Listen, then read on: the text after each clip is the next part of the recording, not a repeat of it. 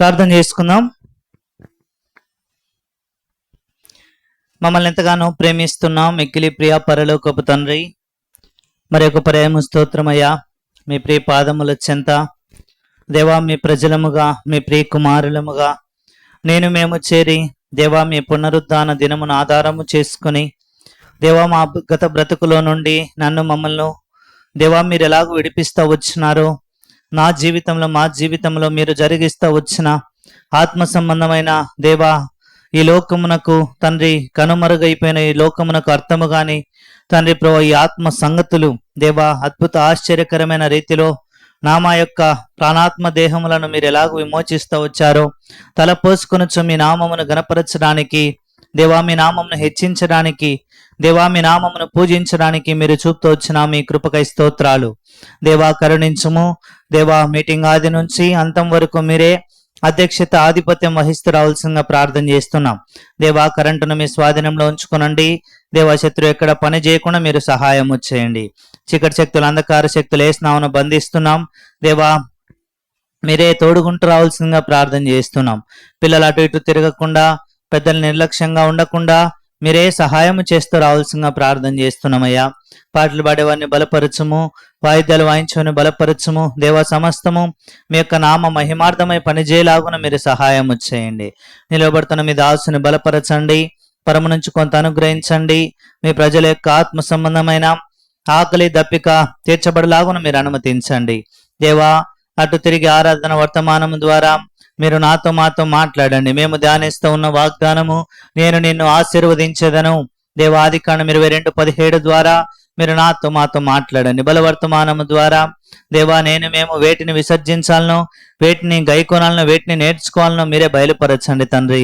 మాకు కాదేహో మాకు కాదు, ఇక్కడ జరుగుతున్న పరిచర్య అంతటి ద్వారా కేవలం మీ నామునకు మాత్రమే మహిమా ఘనత ప్రభావం కలుగుటకు సహాయం చేయండి.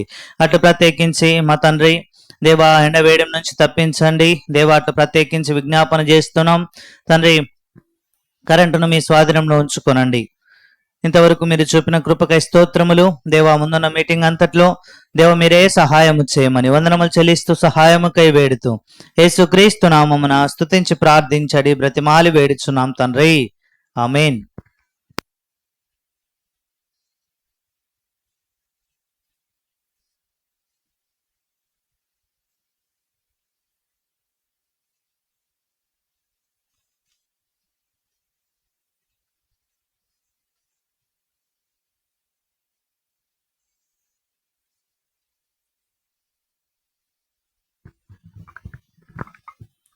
పాట సంఖ్య 596.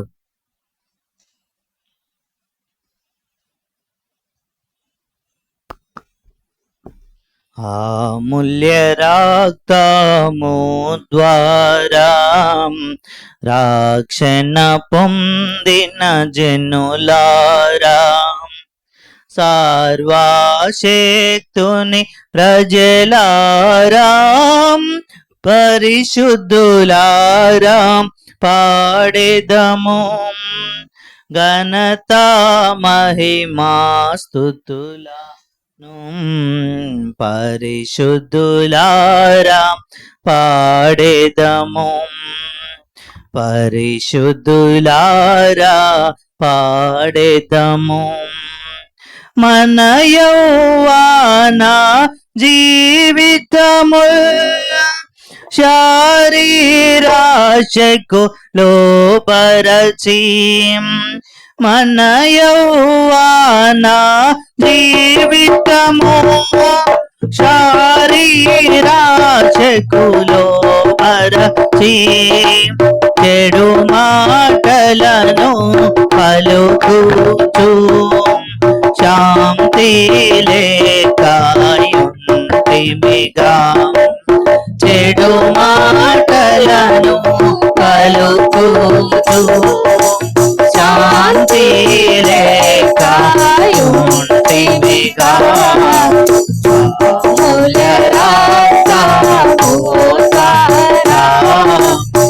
రక్షణ పొందిన జనులారా, సర్వశక్తుని ప్రజలారా, పరిశుద్ధులారా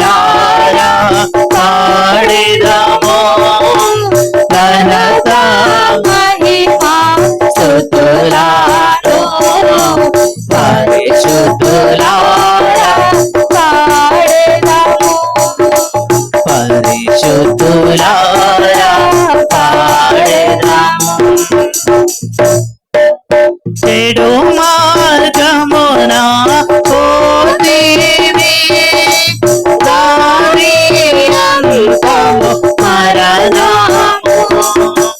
చెడు మార్గమున పోతివి, దారి అంతము మరణము. నరక శిక్షకు లోబడుచు పాపపు ధనము పొందితిమి. నరక శిక్షకు లోబడుచు పాపపు ధనము పొందితిమి. అమూల్య రక్తము ద్వారా రక్షణ పొందిన జనులారా, సర్వశక్తుని ప్రజలారా, పరిశుద్ధులారా పాడెదము, ఘనత మహిమ స్తుతులను.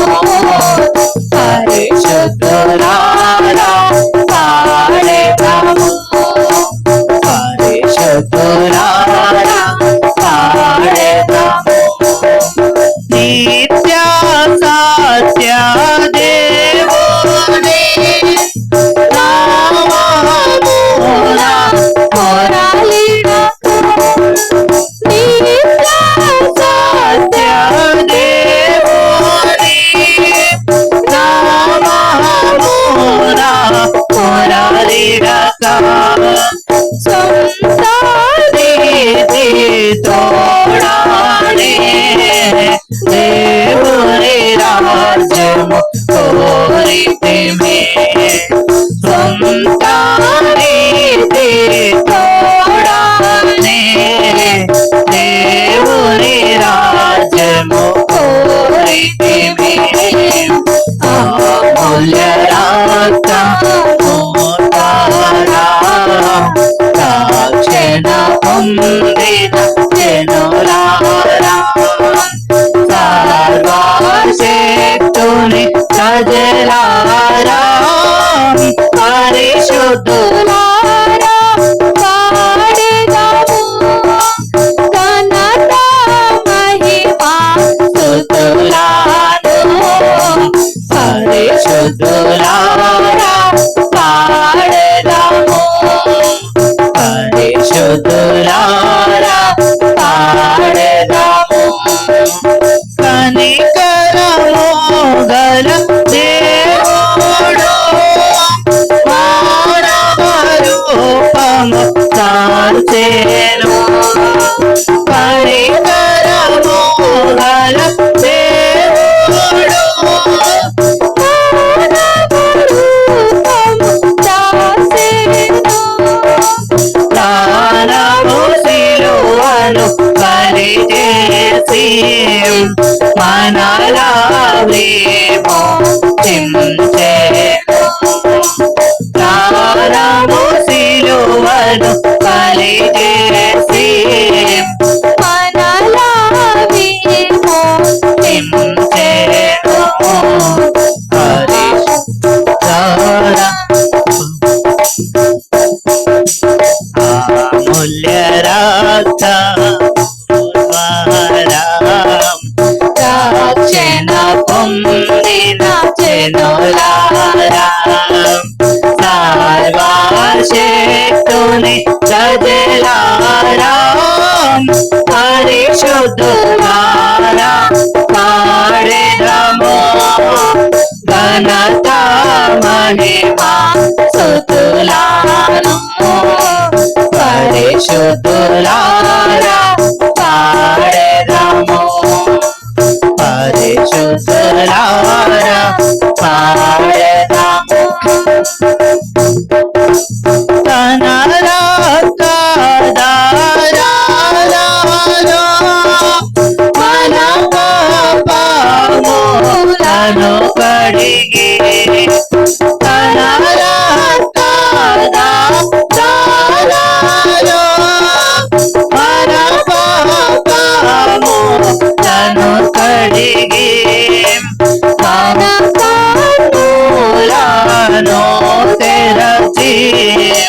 మనలా నింపెను జ్ఞానముతో మన కన్నులను తెరచి మనలా నింపెను జ్ఞానముతో అమూల్య రక్తము ద్వారా రక్షణ పొందిన జనులారా సర్వశక్తుని ప్రజలారా పరిశుద్ధులారా పాడెదము ఘనత మహిమ స్తుతులను పరిశుద్ధులారా పాడెదము పరిశుద్ధులారా పాడెదము పాపులమైన మన మీద తన యాచర్య తన ప్రేమ పాపులమైన మన మీద తన యాచర్య తన ప్రేమ కుమారించెను మన ప్రభువు కృతజ్ఞత చెల్లించుము కుమారించెను మన ప్రభువు కృతజ్ఞత చెల్లించుము అమూల్య రక్తము ద్వారా రక్షణ పొందిన జనులారా సర్వశక్తుని ప్రజలారా పరిశుద్ధులారా పాడెదము ఘనత మహిమ స్తుతులను పరిశుద్ధులారా పాడెదము పరిశుద్ధులారా పాడెదము మన రక్షకుని స్తుతి చేదము మనలను చేసెను ధన్యులుగా మన రక్షకుని స్తుతి చేదము మనలను చేసెను ధన్యులుగా మన దేవునిగా పెంచెదము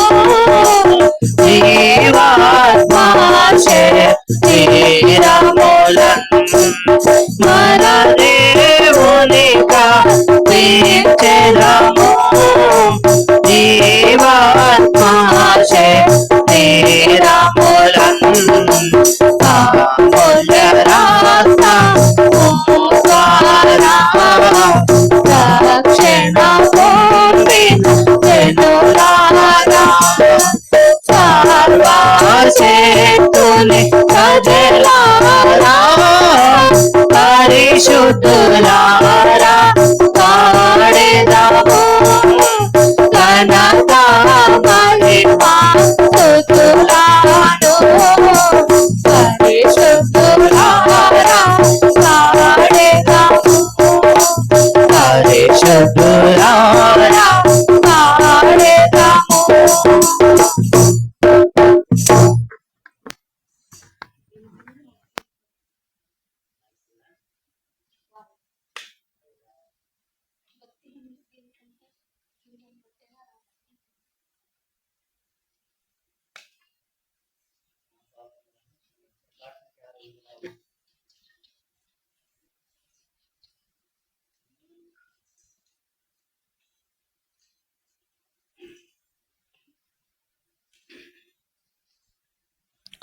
పాట సంఖ్య 601.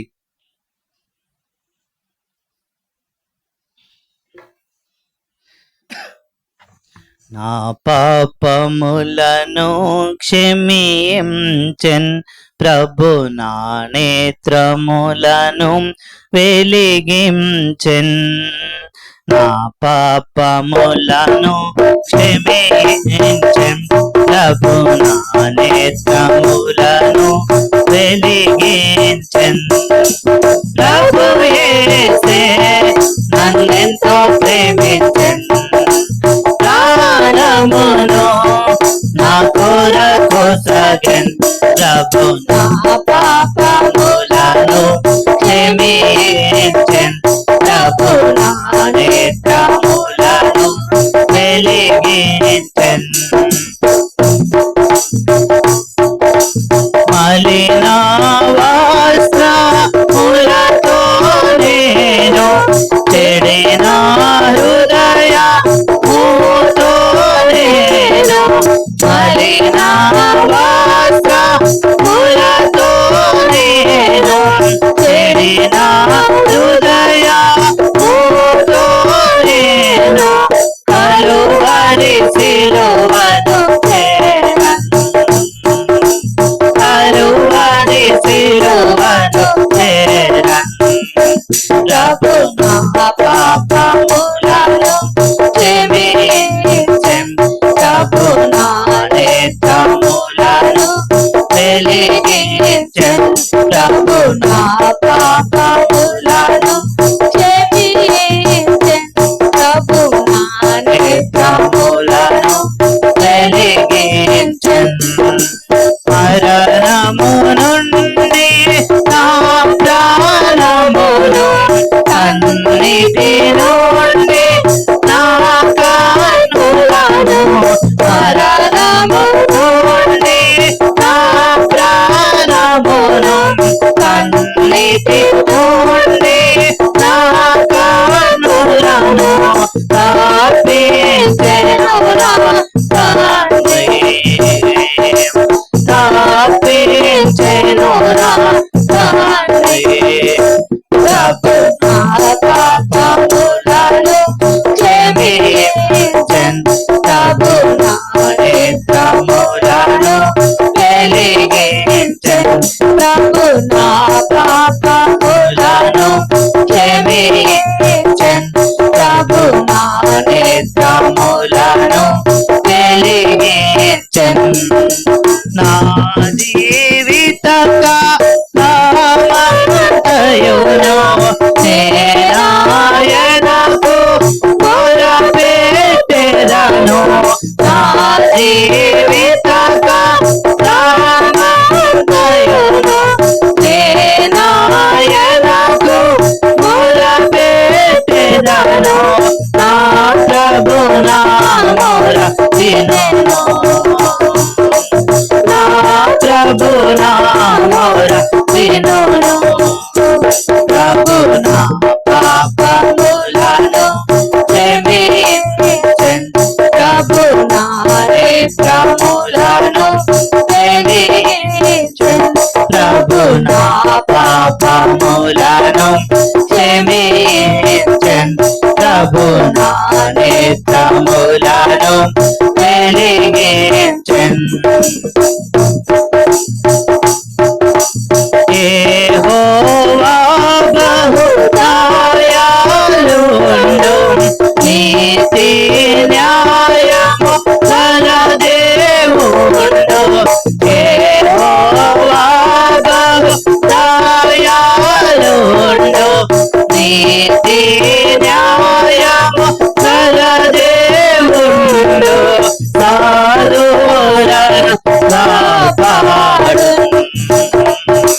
సాధువులను కాపాడు ప్రభు నా పాపములను క్షమించెన్ ప్రభు నా నేత్రములను వెలిగించెన్ ప్రభు నా పాపములను క్షమించెన్ ప్రభు నా నేత్రములను వెలిగించెన్ మందిరావరణములో నేను యెరూషలేమా నీ మధ్యాను మందిరావరణములో నేను యెరూషలేమా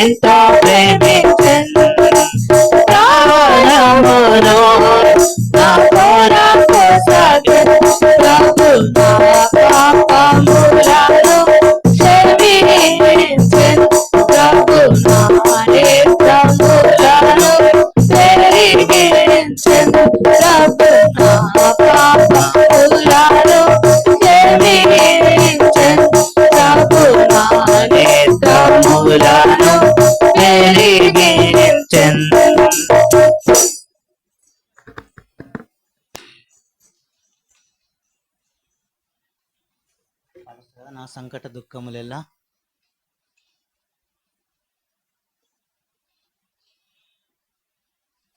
పాట సంఖ్య 602 సాంగ్ నెంబర్ 602.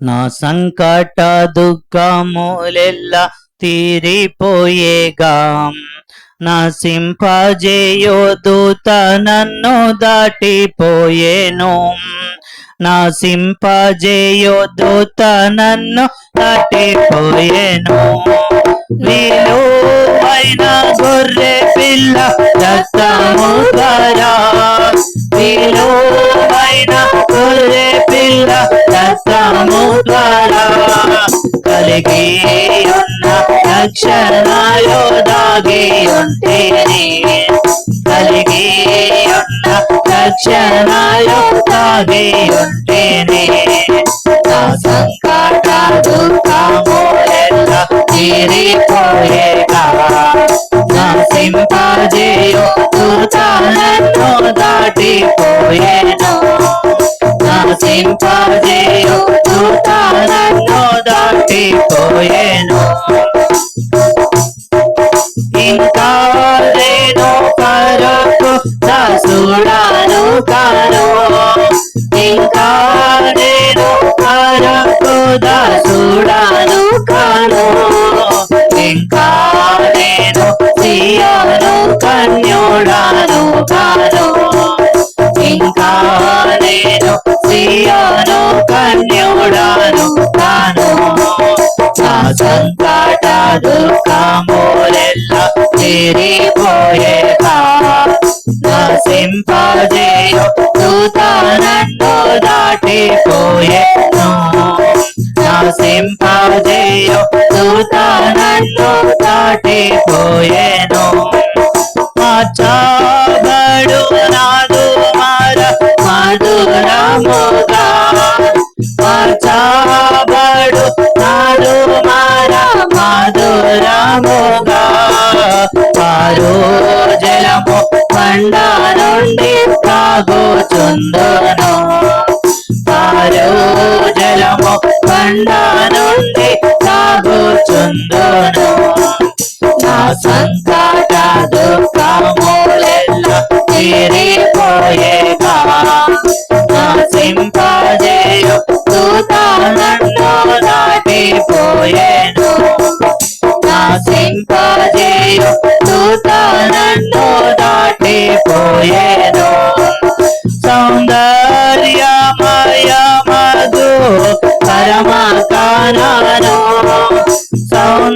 సౌందర్యమయ మధు పరమ కానను నా నిత్యమైన స్వాస్థ్యమది మార్పు చెందదు నా నిత్యమైన స్వాస్థ్యమది మార్పు చెందదు నా సంకట దుఃఖములెల్లా తీరిపోయేగా నసింపజేయు దూత నన్ను దాటిపోయేను నసింపజేయు దూత నన్ను దాటిపోయేను ఆనందమే పరమానందమే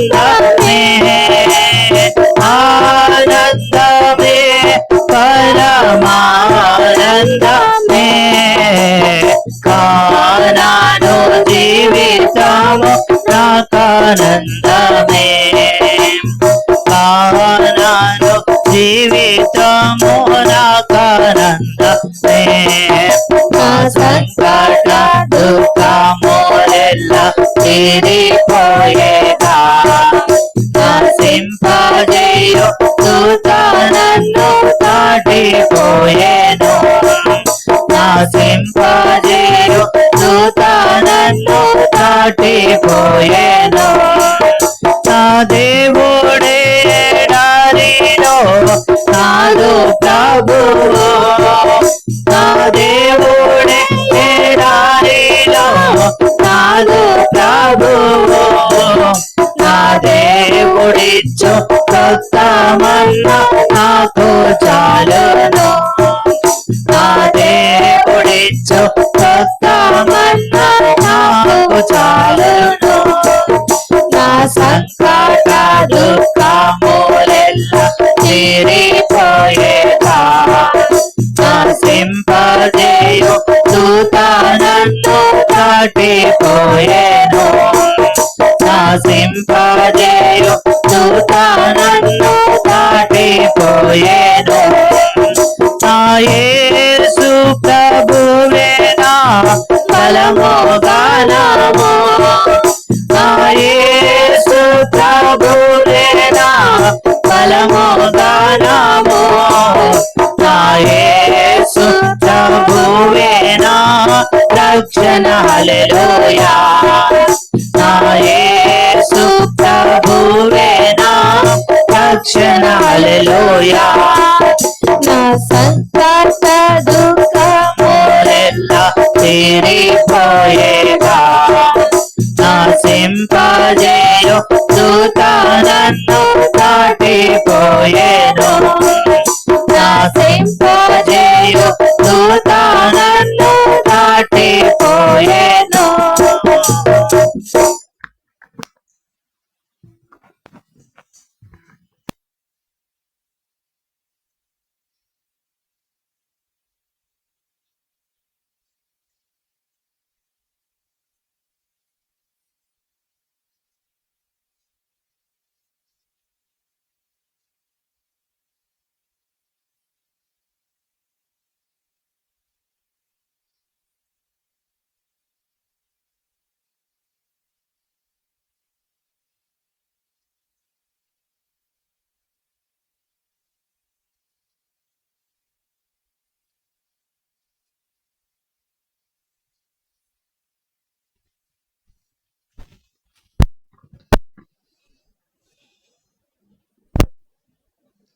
ప్రభును ఆరాధించక మునుపు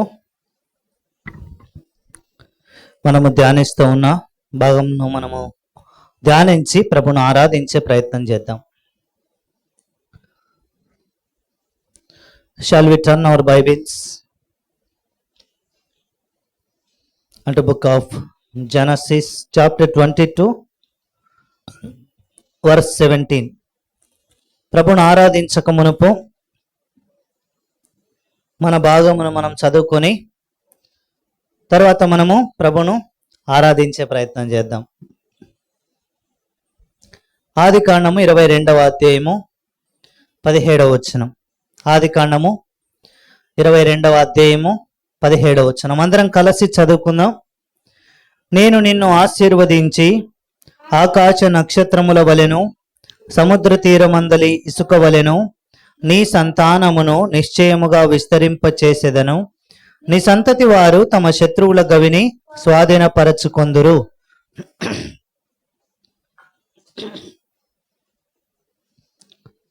ఇక్కడ మనం చూస్తే దేవుడు ఏం బయలుపరచడానికి ఇష్టపడతా ఉన్నాడంట. దేవుడు మనల్ని ఏం చేయడానికి ఇష్టపడతా ఉన్నాడు? ఆశీర్వదించడానికి. మనము బైబిల్ అంతట్లో చూస్తే ఆశీర్వాదం అన్న మాట వస్తేనే మన నోటికి ఇట్స్ ఏ గుడ్ వైబ్ కదండి. ఎక్కడైనా మనము చదువుతూ ఉన్న డైలీ పోర్షన్లో కానివ్వండి, దేవుని యొక్క దాసులు చెబుతా ఉన్న వర్తమానంలో కానివ్వండి, లేదు అనంటే మనకు దేవుడిచ్చిన వాగ్దానాలలో వాటిలో అయినా కూడా ఆశీర్వాదం అన్న మాట వస్తే ఒక క్రైస్తవుడిగా, ఒక క్రైస్తవురాలిగా మనకేముంటదంట? సంతోషం కదా. అదే మాట భక్సింగ్ అంకుల్ అన్నాడు, చెప్పనా సఖ్యమును మహిమాయుక్తమునైనా. అది అంటే వర్ణించలేని సంతోషం, వర్ణించలేని ఆనందం. కాబట్టి ఈ మాట మొట్టమొదటిగా అబ్రహాము జీవితములు ముడిపడి ఉంచబడతా వచ్చింది. ఈ మాట ఇక్కడ ఆరంభించబడిన మాట కాదు. ఆదికాండం వాస్తవంగా 1వ అధ్యాయములో చూస్తే దేవుడు అన్నాడు, దేవుడు వారిని ఆశీర్వదించాడు, వాటిని ఆశీర్వదించాడు. ఎక్కడ రాయించబడిందంట ఆ మాట? ఆదికాండము 1వ అధ్యాయంలో మనము చూస్తే దేవుడు ఆకాశ పక్షులను, సముద్ర జలచరాలను, భూమి మీద ఉన్న వాటిని అన్నిటినీ ఏం చేశాడంట? ఆశీర్వదించి. ఇంకో మాటలో చెప్పమంటారండి, యెహోవా ఆశీర్వదిస్తే అది ఎన్నటెన్నటికీ ఆశీర్వాదమే కదా. కాబట్టి మనం మన జీవితంలో ఆశీర్వాదం ఈ మాట కొరకై మనం ఏం చేయాలంట, ఒక క్రైస్తవుడుగా క్రైస్తవురాలుగా మనం కూడా ఒక ముందడుగు వేయాలి దీని కొరకై. అయితే ఈ ఆశీర్వాదం నేను మరలా చెప్తున్నాను, ఇది మనుషులకు కనపడే ఆశీర్వాదం కాదు. ఏ క్రైస్తవుడిని కూడా ఆ దేవాతి దేవుడు మహాదేవుడు మనుషులకు కనపడే విధంగా ఆశీర్వదించడు. మీరు అనుకోవచ్చు మనుషులకు కనపడేవి ఏంటంట, that is worldly blessing, that is not a realistic blessing. అది వాస్తవానికి నిజమైన ఆశీర్వాదం కాదు మనుషులకు కనపడేది. నీకు వచ్చే ఉద్యోగం అవనివ్వండి, వివాహం అవనివ్వండి, కార్లు అవనివ్వండి, ఇల్లు అవనివ్వండి, అసెట్స్ ఆస్తులు అవనివ్వండి, these are not the blessings that God has given. It's a part of life. దేవుడు ఏం నేర్పించడానికి ఇష్టపడుతూ ఉన్నాడంటే, క్రైస్తవుని జీవితంలో సంపాదన అన్నది కేవలం ఆశీర్వాదం ఒక్క భాగం మాత్రమే. సంపదే ఆశీర్వాదం కాదు. ఒకవేళ సంపదే ఆశీర్వాదం అయినట్లయితే అబ్రహాము పేరు కంటే కూడా లూకా సువార్తలో ఒక ధనవంతుడు ఉన్నాడు. ఎక్కడంట? 15 నుంచి 18 అధ్యాయాల లోపు. ఆ ధనవంతుడు ఎక్కడికి రావాలా? మొట్టమొదటి ఆరంభ 12వ అధ్యాయం ఆదికాండంలోనికి ఆయన రావాలా. కానీ దేవుడు అట్లా చెప్పలా. దేవుడు ఏమన్నాడు? నేను నిన్ను ఆశీర్వదిస్తాను అన్నాడు అబ్రాహాముతో. కాబట్టి ఎంత వ్యత్యాసం ఉంది. చాలా మంది ఏమనుకుంటా, అయ్యో అబ్బా మంచి రింగులు వచ్చేసినాయి, మంచి గోల్డ్ చైన్స్ వచ్చేసినాయి, మంచి మేడలు వచ్చేసినాయి, మంచి కార్లు వచ్చేసాయి, అబ్బా దేవుడు భలే ఆశీర్వదించాడన్నా. This is a dust. ఇదంతా ఏంటంట? మట్టి, మలినం, దేనికి ధరం కానిది. కానీ మనము చూస్తే దేవుడు మనల్ని ఎట్లా ఆశీర్వదించడానికి ఇష్టపడతా ఉన్నాడంట. రండి, shall we turn our Bibles, book of Ephesians chapter 1 verse 3. ఎఫెసీయులకు రాసిన పత్రిక 1వ అధ్యాయము 3వ వచనం. Book of Ephesians chapter 1 verse 3. Reading all together. అందరం కలిసి చదువుకుందాం. మన ప్రభు అయిన యేసు క్రీస్తు యొక్క తండ్రియగు దేవుడు స్తుతింపబడును గాక. ఆయన క్రీస్తునందు పరలోక విషయములలో ఆత్మ సంబంధమైన ప్రతి ఆశీర్వాదమును, అండర్లైన్ ఏంటంట, ఆత్మ సంబంధమైన ప్రతి ఆశీర్వాదమును, there is no or hidden blessing, దాచబడిన మనుషులకు కనపడని ఈ ప్రతి ఆశీర్వాదము అనగా ఆత్మ సంబంధమైన ఆశీర్వాదము. చాలా జాగ్రత్తగా అబ్జర్వ్ చేయాల. కాబట్టి మనము చూస్తే దేవుడు ఎట్లాంటి ఆశీర్వాదం ఇవ్వాలనుకున్నాడంట క్రైస్తవుడికి? ఆత్మ సంబంధమైన ఆశీర్వాదం కదా. మనము గత 2 వారాలుగా 2 ఆశీర్వాదాలు చూసాం. ఎంతమందికి గుర్తుంది? Please rise your hands. 2 వారాలుగా 2 విభిన్నమైన ఆత్మ సంబంధమైన ఆశీర్వాదాలు చూసాం. ఒక్కరికేనా? రైట్. మొదటి ఆశీర్వాదం ఏంటంట? రక్షణ. ఇదేంటి? ఆత్మ సంబంధమైన ఆశీర్వాదం. అందరికి రాదు. పుట్టిన ప్రతి ఒక్కడికి రక్షణ అంటే ఏంటో తెలీదు. కోట్ల విలువ సంపద ఉన్న వారి దగ్గరికి వెళ్ళి, అయా నువ్వు రక్షింపబడి ఉన్నావు అంటే, ఏంటమ్మా ఏం మాట్లాడుతున్నావు అర్థం అవ్వట్లేదు అంటాడు కదా. రెండవది ఏంటంట? విమోచన, రెడెంప్షన్.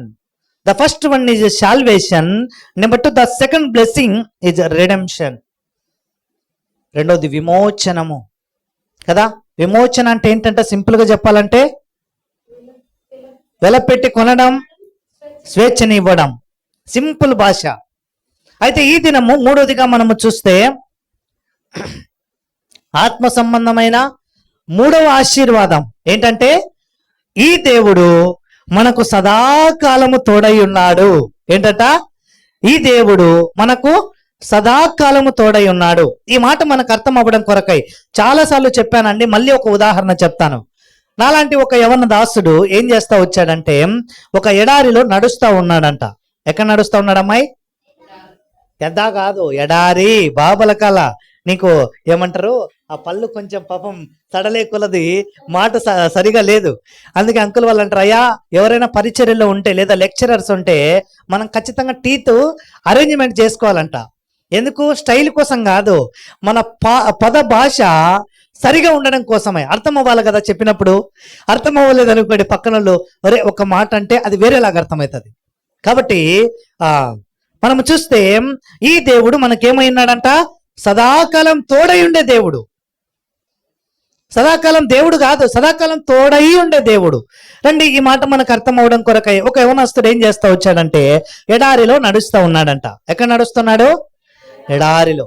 ఎడారిలో నడుస్తూ ఉంటే ప్రార్థన చేశాడంట, దేవా నేను ఎడారిలో పోతున్నానయ్యా, నాతో కూడా నువ్వు రా అన్నాడంట. ఏమని ప్రార్థన చేశాడు? నేను ఎడారిలో పోతున్నా, నాతో కూడా రా దేవా అన్నాడంట. సరే అన్న తర్వాత మనుషులకు అందరికీ డౌట్లే కదా, మనకు అన్ని డౌట్లే. దేవుడు ఏ వాగ్దానం ఇస్తే అదే మనకు పెద్ద డౌట్ కదా. నడిచిన తర్వాత ఒకసారి అనుకున్నారు, ఒకసారి వెనక్కి చూద్దాం, ఇంతకు దేవుడు నాతో నడుస్తున్నాడా లేదా అని. ఒక 10 అడుగులు వేసాడు, ఒక 20 అడుగులు వేసాడు, వెనక్కి తిరిగాడు. రైట్. ఎన్ని అడుగులు ఉన్నాయంట? సాధారణంగా మనిషికి ఎన్ని కాళ్ళు ఉంటాయి? ఎన్ని ఉంటాయి మై కుందేలకు? ఏమంకుల్ మేము తినలేదు అంకుల్ ఎప్పుడు. కాబట్టి మనిషికి సాధారణంగా 2 కాళ్ళు ఉంటాయి. ఎడారిలో పోయేటప్పుడు ఎడారిలో ఏముంటాయి? నీళ్లు ఉంటాయి, ఇసుకుంటుందా? మేము ఎప్పుడు పోలేదు అంకుల్, రాజస్థానో జైసల్మీరో అక్కడికి వెళ్తే గనక మేము చూస్తాం అంకుల్ అనొచ్చు కదా. ఏముందంట? ఇసుక ఉంటుంది. ఇసుకలో సాధారణంగా మనం నడుస్తూ ఉన్నప్పుడు మనము ఏమైతే అంటే కింద పాద ముద్రలు, అచ్చులు అంటారు కదా, మన కాలి అచ్చులు, అడుగులు అట్లే పడిపోతూ వస్తాయి. కాబట్టి యవనస్తుడు ఏం చేశాడంటే, ఒక 20-30 అడుగులు నడిచిన తర్వాత ఒకసారి వెనక్కి తిరిగి చూశాడు అన్నమాట. చూస్తే ఎన్ని పాదముద్రలు ఉన్నాయంట? 4 ఉన్నాయి. 2 ఎవరి వెంట? 2 ఆ యవనస్తునివి, 2 ఎవరివి? దేవునివి. అబ్బా అనుకున్నాడు, అబ్బా దేవా నువ్వు నిజంగా నాకు తోడుకున్నావు, చాలేనైనా అని పోయినాడంట. ఒక అర్ధగంట, గంట అయిపోయిందంట. గంట అయినాక ఇంకా అనిపిస్తుందంట, ఇంతసేపు నడిచినా ఒకరవ అలసటగా ఉందే, ఏం చేస్తాం, కొంచెంసేపు రెస్ట్ తీసుకుందాం. ఎడారిలో రెస్ట్ ఉంటుందా? ఎడారిలో రెస్ట్ ఉండదు. ఎడారిలో ఎలా ఉంటుందంటే, మా ఫ్రెండ్ వెళ్ళారు, వాళ్ళు కువైట్ ఆ ప్రాంతంలో, వాడు చెప్పాడు, ఎత్తైన ప్లేస్ నుంచి కిందికి చూసినాం అనుకో, నీళ్లు దండిగా ఉన్నట్టు కనపడతాయంట, కానీ నీళ్లు కాదు. పైనుంచి చూసినప్పుడు ఆ ఇసుక రేణువులు మెరుస్తూ ఉన్నాయి కాబట్టి అవి ఎట్లా కనపడతాయంట? మనకి నీళ్ళలాగా కనపడతాయి. అదే ఎండమావి.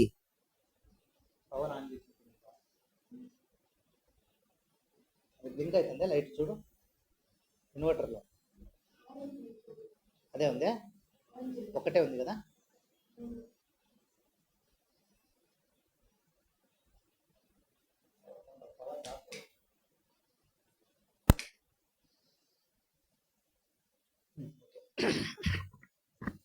కాబట్టి మనము చూస్తే ఈ ఎండ మావులు అంటారు వాటిని. అంటే వాస్తవానికి అక్కడ నీళ్లు ఉండవు, కానీ మనం చూసినప్పుడు మనకు ఎట్లా కనపడతాయంట? నీళ్ళలా కనబడతాయి. ఇప్పుడు ఆకలి ఉన్నోడికి, దప్పిగ్గా ఉన్నోడికి ఎండలో ఒక్కసారిగా ఆ ఎండ మావులు కనపడితే ఏమనిపిస్తాయి? అబ్బా నీళ్లు దొరికినాయి అని అనుకుంటాడు, కానీ అవి నీళ్లు కావు. అదే ఎండమావి అంటే. కాబట్టి ఇక్కడ మనము చూస్తే ఈ యొక్క యవనస్తుడు వెళ్తుండగా మళ్ళీ డౌట్ వచ్చింది. ఇందాకేమో 4 అడుగులు ఉన్నాయి, ఇప్పుడు ఎన్ని అడుగులు ఉన్నాయని చూస్తే ఎన్ని అడుగులు ఉన్నాయంటే ఇప్పుడు 2. బాధ వేసిందంట. మా అమ్మ వదిలిపెట్టా, మా నాయన వదిలిపెట్టా, మా బంధువులు వదిలిపెట్టా, నా భార్య కూడా వదిలిపెట్టింది చివరికి నన్ను. ఈరోజు దేవా నువ్వు కూడా నన్ను వదిలిపెట్టావా అని అన్నాడంట. ఏమన్నాడు? అందరు వదిలిపెట్టారు, నువ్వు ఉండవులే అని అనుకుంటే నువ్వు కూడా వదిలిపెట్టావా అన్నాడంట. అని ప్రార్థన చేసిన తర్వాత ఇంకా కొంచెం ముందరికి వెళ్ళిన తర్వాత మళ్ళా చూశాడంట, 2 అడుగులు ఉన్నాయంట. ఇంకా దేవా నువ్వు నన్ను మర్చిపోయినవులే అని అనుకున్నాడంట. అయితే దేవుడు అన్నాడు, ఏవైతే పాదముద్రలు నీకు కనపడతా ఉన్నాయో అవి ఎవరి వెంట? నీ కాదు, అవి ఎవరి? నాయి. మరి నా పాదముద్రలు ఏమైపోయినాయి యేసయ్యా అంటే, నేను చేతుల్లో పట్టుకొని వస్తున్నా బిడ్డ అన్నాడంట. చూడండి ఎట్లుందో. మనం ఏమనుకుంటామంటే, చిన్న కష్టం వస్తానే దేవుడు నన్ను వదిలిపెట్టాడు, చిన్న ఇబ్బంది వస్తానే దేవుడు నన్ను వదిలిపెట్టాడు, దేవుడు మర్చిపోయినాడు అన్న కదా. నీకు ఒక విషయం చెప్పమంటారండి, ఈ భూమి మీద ఉన్న ప్రతి ప్రజ పేరు మనం చెప్పలేకపోవచ్చు. కొన్నిసార్లు మన కుటుంబంలో ఉన్న మన ఇంటి వాళ్ళ పేర్లు కూడా రావు ప్రార్థన చేసేటప్పుడు.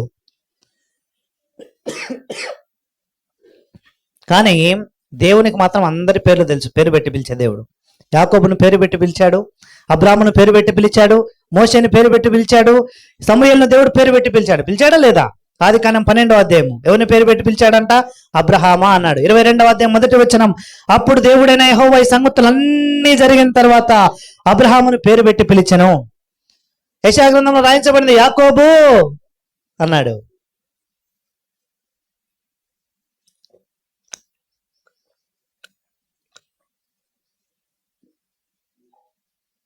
యాకోబు అన్నాడు. నిర్గమకాండం 3వ అధ్యాయంలోకి వచ్చేసరికి మోషే మోషే అన్నాడు. అంతమందిని పేరు పెట్టి పిలిచిన దేవుడు మర్చిపోతాడా? మీరు అనుకోవచ్చు, అన్న నాది డిఫరెంట్ నేమ్ అన్నా. మా క్లాస్లో ఒక అబ్బాయి ఉన్నాడు, నిశ్చల్ పేరు. అందరు సరిగా పలకరు. మనోడు అనుకుంటాడు నేను డిఫరెంట్ పేరు బ్రదర్ నాది, పలకడం కష్టం అంటారు. నేను అన్నా ఏమన్నా అంటే దేవుడు మాత్రం పేరు పెట్టి పిలుస్తాడు. నీ పేరు కూడా తెలుసు అన్న. కాబట్టి మనం చూస్తే ఈ యొక్క 3వ అనుభవం ఏంటంట, దేవుడు మనకు సదాకాలం తోడై ఉండే దేవుడు. కాబట్టి మనం చూస్తే ఒక్క వ్యక్తి జీవితాన్ని గురించి మాత్రం నేను మీకు వర్ణించి ముందుకు సాగడానికి ఇష్టపడుతూ ఉన్నాను. రండి, shall we turn our Bibles, book of 1 Samuel chapter 17. మొదటి సమూయేలు గ్రంథము 17వ అధ్యాయము. మొదటి సమూయేలు గ్రంథము 17వ అధ్యాయము. రండి, 34 నుంచి 36 వచనాలు. అందుకు దావీదు సౌలుతో ఇట్లా నేను, మీ దాసుడునైన నేను నా తండ్రి యొక్క గొర్రెలను కాయచుండా సింహమును ఎలుగుబంటియును వచ్చి మందలో నుండి ఒక గొర్రె పిల్లను ఎత్తుకొని పోచుండగా